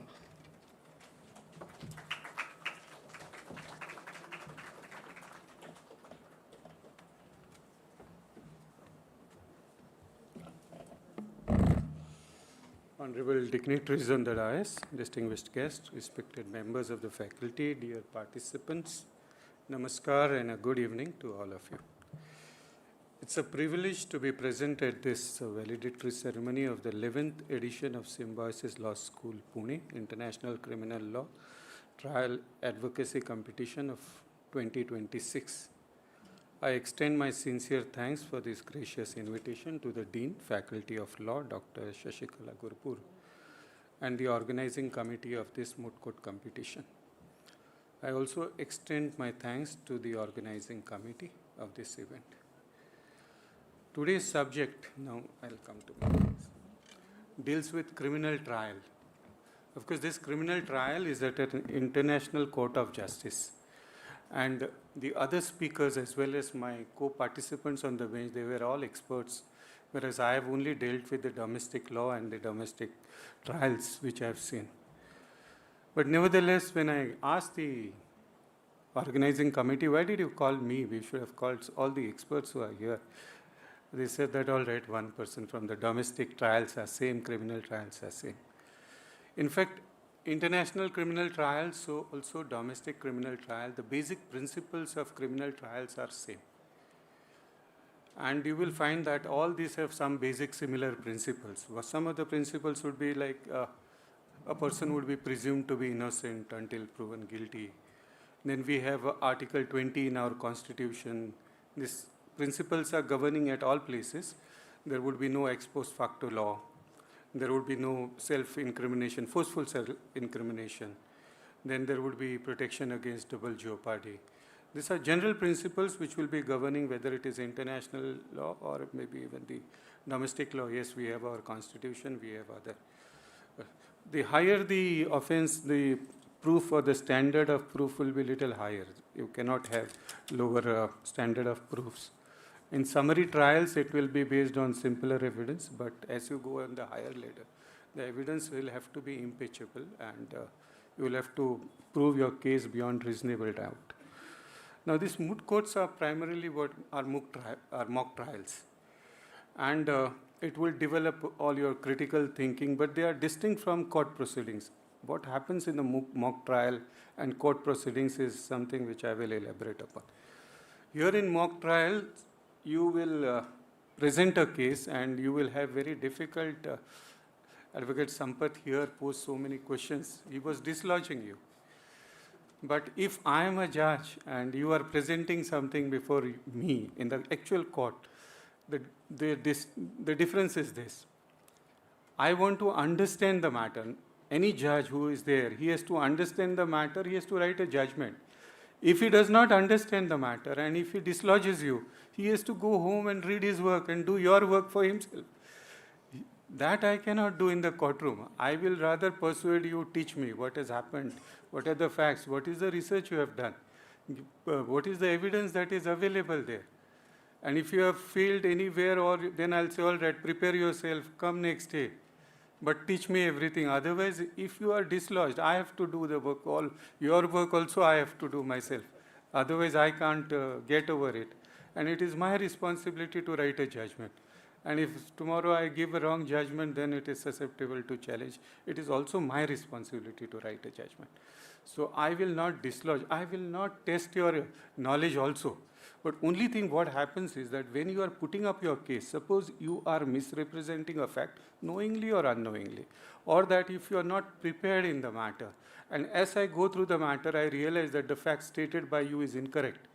That is where the problem area lies. Now I have walked with you some path, and then I realize that no, the facts stated are slightly incorrect. I cannot base myself on this. That is where for the judge the problem arises. And for you also, if you proceed in that fashion over and again, next time the judge is not taking you lightly. He is not trusting you on your word. He will himself, he knows now he has to do his work himself. Therefore, you have to cultivate over a period of time your trustworthiness. Trustworthiness is not that you do it deliberate. Nothing. It is not that you do it deliberate. But if you are not prepared, your client is telling you the facts, you are just presenting it. Or your associate lawyer is telling you the fact, the junior lawyer he understands it in a particular manner. And he misrepresents sometimes, knowingly, unknowingly. And you take it. In the first instance, we believe the lawyers, we take the facts. And then when we are about to write the judgment, we find that this is something has gone wrong. And then we have to sit back and do it ourselves. So that would be the distinguishing feature as far as the mock trial is concerned here today, where you are being tested for everything, whereas in the court, the judge would be very receptive. He is receptive not because he has anything for you, because he has to write a judgment. And that is the reason he tends to be very receptive to you. Now, this would be the distinguishing factor. Now, apart from this, what Advocate Sampath and others have pointed out, some of them, is that there has been competition. Let me tell you that when I entered some 25, 30 years back in the profession, everyone told me that the profession is overcrowded. Well, my professors told me that when they entered, the profession is overcrowded. The profession is always overcrowded, but as you enter and if you start working dedicated, you always find some space and slowly your space grows. This, my professors told me, this I can tell you now after being 30 years in the field, that once you start diligently doing your work, your space opens up. In fact, some of you ask me outside what happens to a first-time lawyer. I myself is a first-time lawyer. I'll tell you what happens. In the first 2 years or 3 years, what happens is that you find it difficult to get work. There's no doubt about it. Stick to the profession. Litigation practice is very difficult to start with. But as you are into the field, slowly the work, your seniors will give you some work, others will give you little work. But over the period of next 10 years, what you find is that everything has equaled out. Whoever starts in the beginning is little ahead of you, but professionally you are at same level. Maybe financially or other places he may be little better than you. But professionally after 10 years, all of you will be same. The professional part, litigation part I'm saying, is difficult to start. It is very hard in the beginning, but very nice, or everything pays off at a later phase. First, there is no money, no works, then no money, little work, then some money, some work, and then little work, more money. This is how the process works for the litigation side. Difficult though to start with, but stick with it. I can tell you about litigation, non-litigation practice. All the lawyers of the firm will tell you it may pay you in the beginning, it may pay you later also. Now, today is being a subject of a criminal trial. I had criminal sitting for a short time, around 7 to 8 months, and I was dealing with bail. Now, what I experienced, I will tell you, that today now around 25% of the cases which are coming in criminal courts today for bail matters deal with POCSO offenses. Now, POCSO is, I never thought in my earlier times that POCSO could be at all an offense or something like this is happening. But it is surprising that you have 25% of your rosters, if not more, dealing with POCSO offenses. And it is very difficult to deal with it, both because there is no technical evidence on this. POCSO offenses don't have, very rarely that you will have a technical evidence backed by medical evidence or any witness evidence, nothing. And there is a child testimony many times. It is so difficult to judge. But what we have done, and we appoint advocates and mostly the junior advocates who come in, the lady advocates, we appoint them, and they have been of great assistance to us. Because they go back into them, they are able to interact with them, with their parents, and these offenses takes place in schools, offenses take place in the home surroundings also. A very interesting experiment was carried out in a school. They kept a box that whoever has any grievance about anything happening POCSO related, you can put in a chit into it. When the box was opened, there were so many POCSO complaints, anonymous, given by students. The headmaster, because if you do not report, it is an offense. They reported and it came to the High Court. Now what is to be done with this kinds of? So what we today assume as nothing is happening on the ground, many things happen. But we need assistance. The problem is that since it is not backed by any technical knowledge or medical, it is word against a word. And and especially girls are better trained to deal with this victim child. When they interact with the children, they are able to give a lot of feedback on these particular issues. So criminal trials, POCSO offenses, we have found that these are now emerging things, and a lot of assistance is there required. As far as IPC offenses are concerned, generally what happens is that there is an injury, there is a wound, there is a direct offense which is visible. It is backed by a medical certificate. The witness is available, they are major, everything becomes easy to deal. POCSO offenses is very difficult to deal with in that sense, and backup is required. Then we have, but the trial principles remains the same, but in POCSO offenses they are slightly different. The element of proof is also different compared to IPC offenses. Other than that, criminal principles, whatever is today you have presented, they are same as in domestic as well as international, your other panelists must have told you. Apart from this, coming back to how you performed today, let me tell you, when we went back, we had great difficulty in persuading one another who should be first, because everybody was near about the other person. All are equally good. And what we are trained at is judging a matter. We can judge a matter. We cannot judge you. You are all excellent people. How can we judge you as an individual? Matter, yes. These are the facts, this is the evidence, this is what we feel is the outcome of the matter. But the person representing the matter, we cannot test you. We don't have those skills. You are all very good, excellent. We have seen you performing. As far as the nitty-gritties or the principles are concerned or evidence is concerned, these are matters which you will learn over the period of time. Third is, you are also bound by the matter which is presented to you in a particular format. Now, once given to you, you have no other option. You are as good as the matter is. Beyond that, you also cannot travel. But let's be assured that you all have performed well. We had great difficulties in choosing between you persons, and you have done well. I again congratulate all of you, the winners today, or the second or the third, all are excellent. And my all the best to you. Wishing you all the best. Thank you very much for inviting me.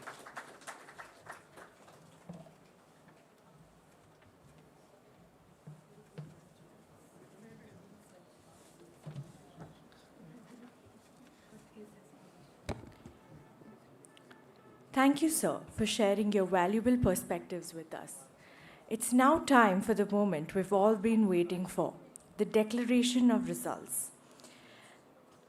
Before we announce the winners of the competition, we would like to make an honorable mention to the semi-finalists of SICTA 2026.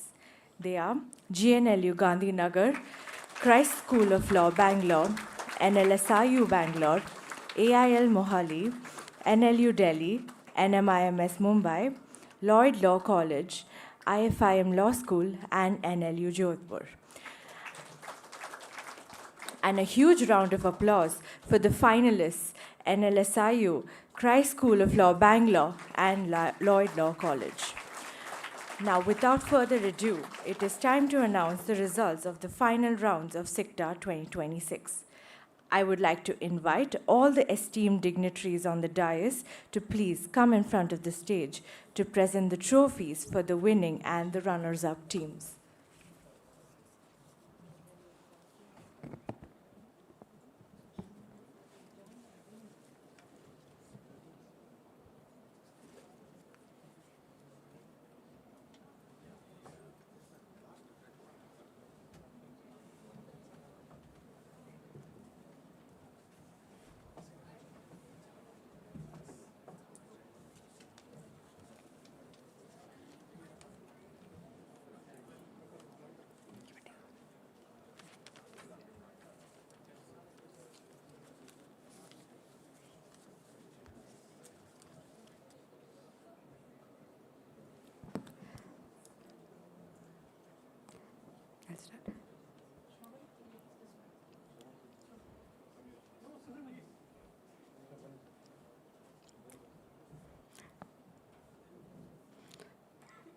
The second runner-up team goes to Lloyd Law College. The team members including Saloni Rajora, Ayush Dhankar, and Abhinav Jaju.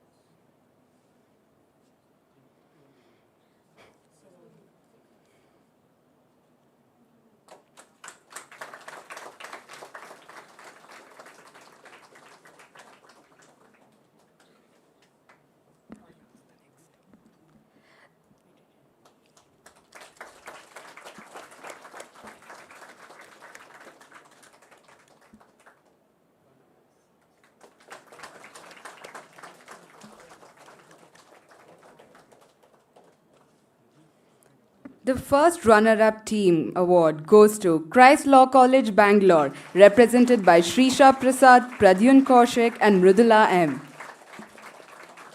And finally, the winners for SICTA 2026 is therefore NLSIU team, Bangalore.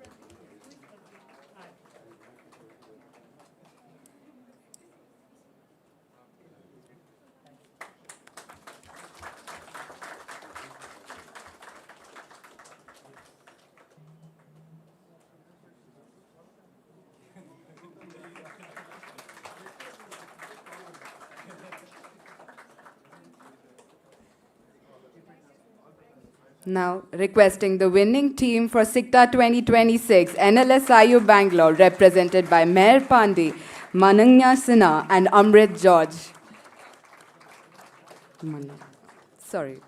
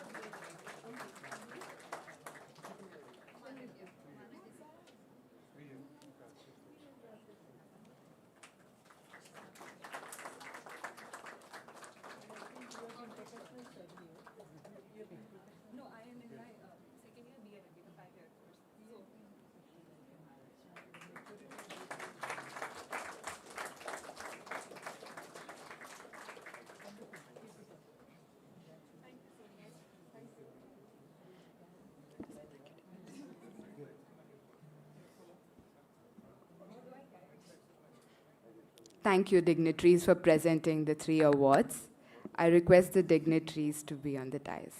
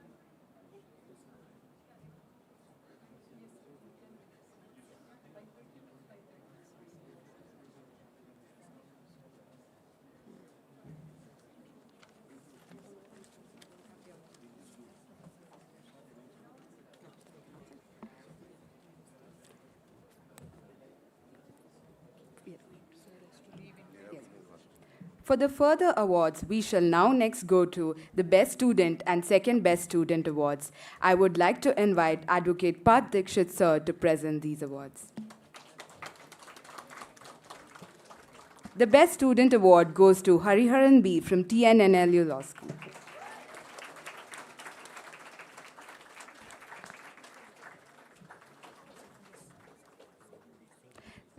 The Second Best Student Advocate award goes to the second best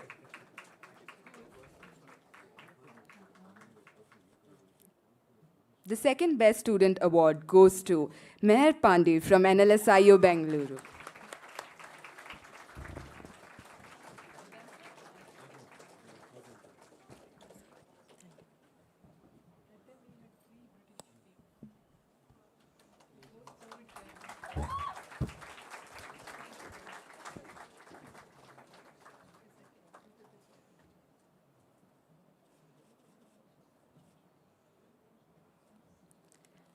Thank you, sir. The next award is for the Best Student Advocate Award International. To present this award, I would like to invite Mr. Uma Shankar Yedla, sir, to present the same.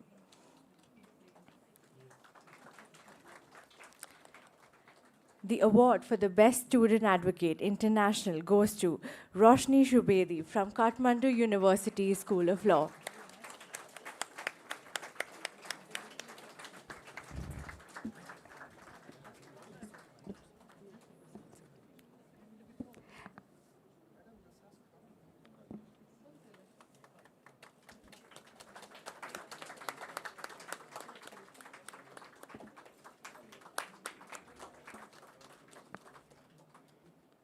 Thank you, sir.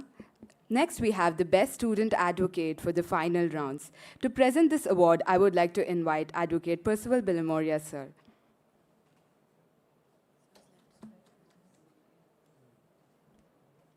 The Best Student Advocate Award for final rounds goes to Amrit George from NLSIU Bengaluru.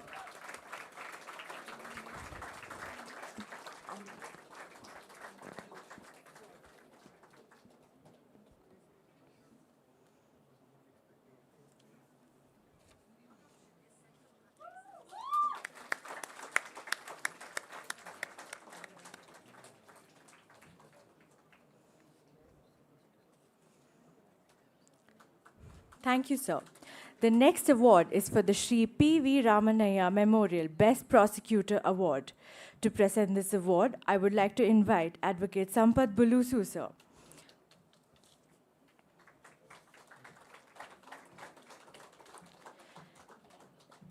The award for the Shri P.V. Ramanaya Memorial Best Prosecutor Award goes to Abhinav Jaju from Lloyd Law School.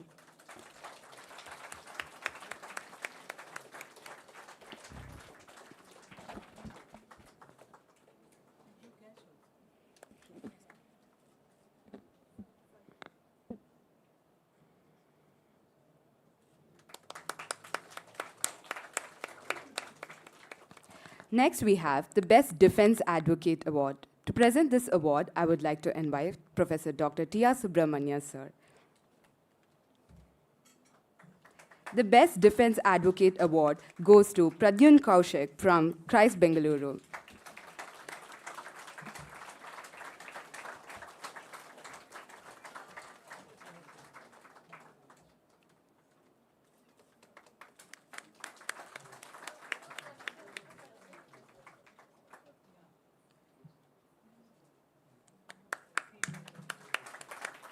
Thank you, sir. The next award is for the late Yogini Kundar Memorial Best Lady Student Advocate Award. To present this award, I would like to invite Dr. Swati Soni ma'am and Dr. Shweta Pathak ma'am, the faculty in charges of the Student Bar Association. The award for the late Yogini Kundar Memorial Best Lady Student Advocate Award goes to Meher Pandey from NLSIU.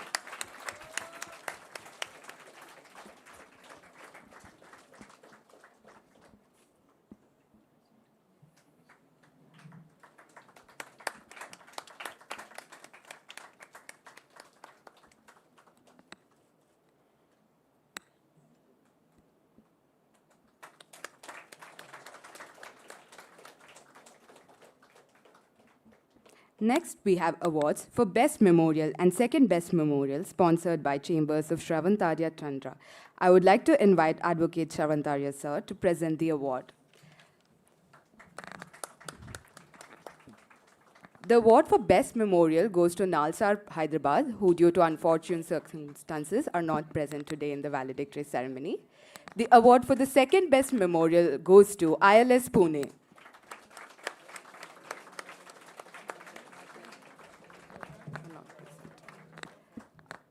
ILS Pune was unfortunately not present in the valedictory ceremony. Sorry.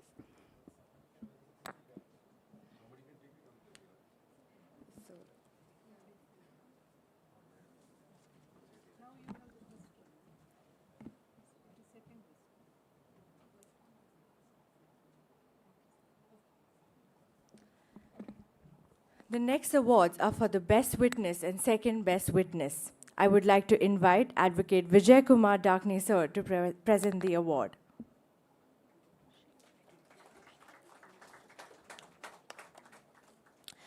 The Best Witness Award. The Best Witness Award goes to Komahal Jayashilan.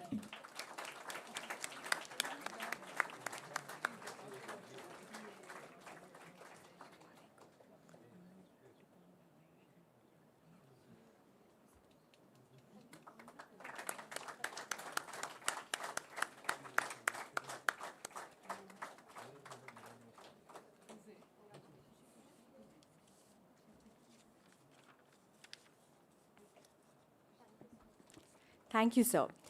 For the Second Best Witness Award, I would like to call Dr. Ayush Goyal, sir, and Professor Jivantika Gulati, ma'am, the faculty in charges of the Student Bar Association. The Second Best Witness Award goes to Suraj Parikh.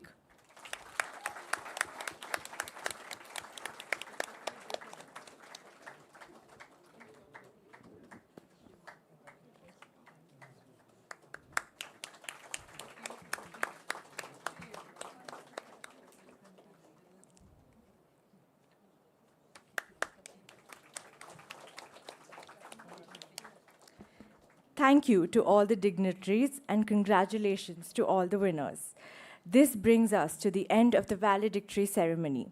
I would now like to invite Dr. Ayush Goyal, sir, the faculty in charge of SICTA 2026, to deliver the vote of thanks.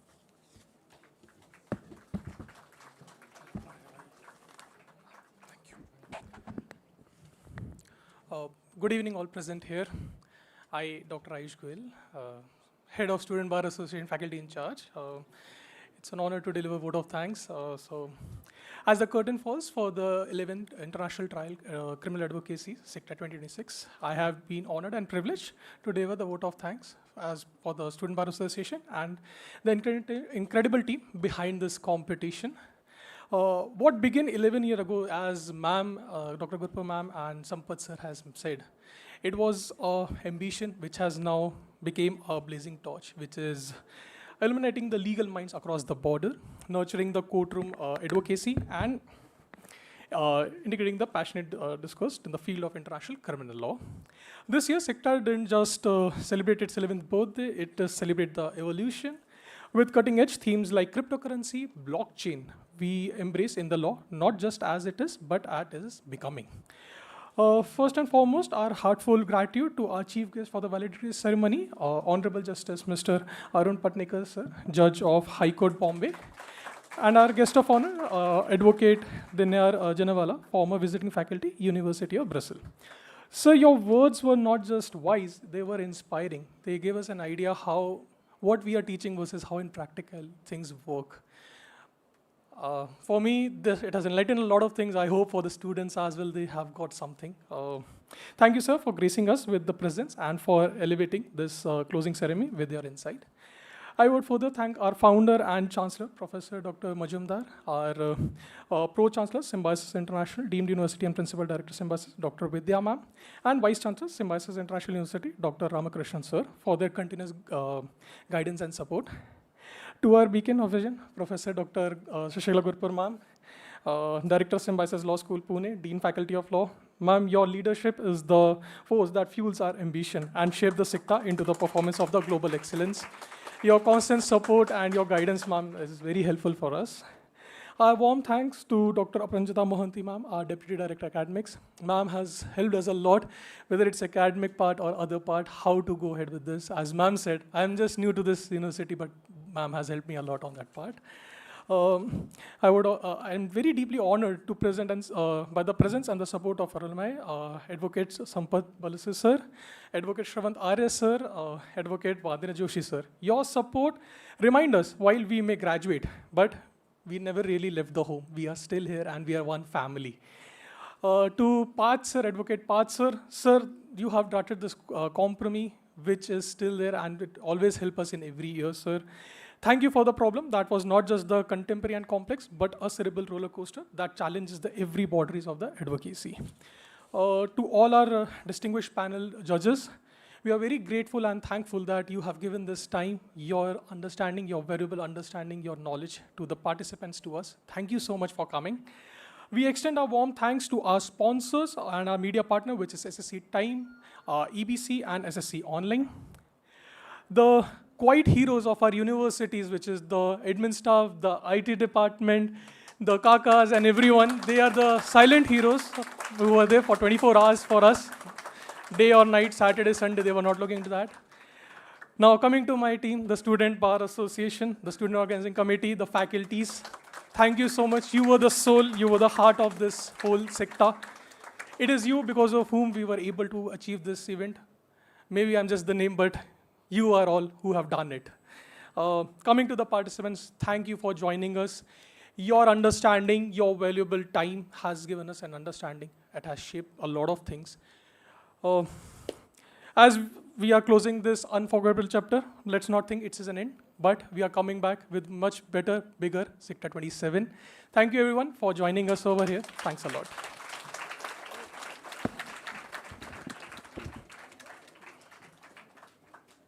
Thank you, sir. With this, we come to the end of the 11th edition of Symbiosis International Criminal Trial Advocacy Competition 2026. We request everyone to rise for the national anthem.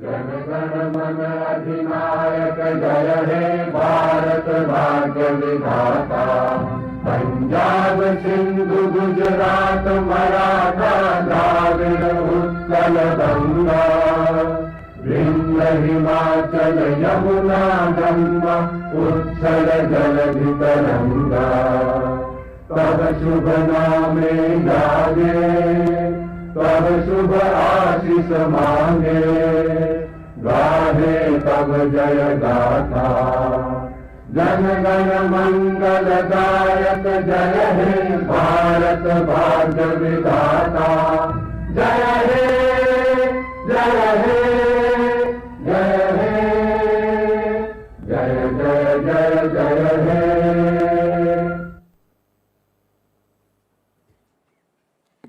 We request the participants to be seated till photography is done with the dignitaries. I request the dignitaries to come off the dais.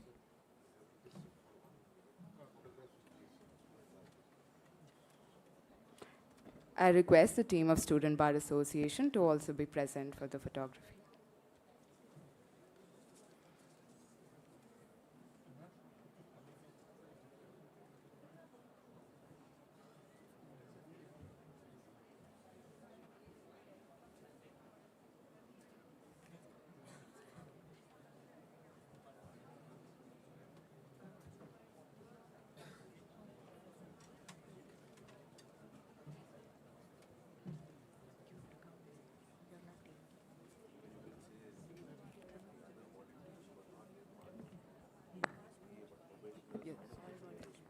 All volunteers of SICTA 2026, our probationers and volunteers, are also welcome on stage.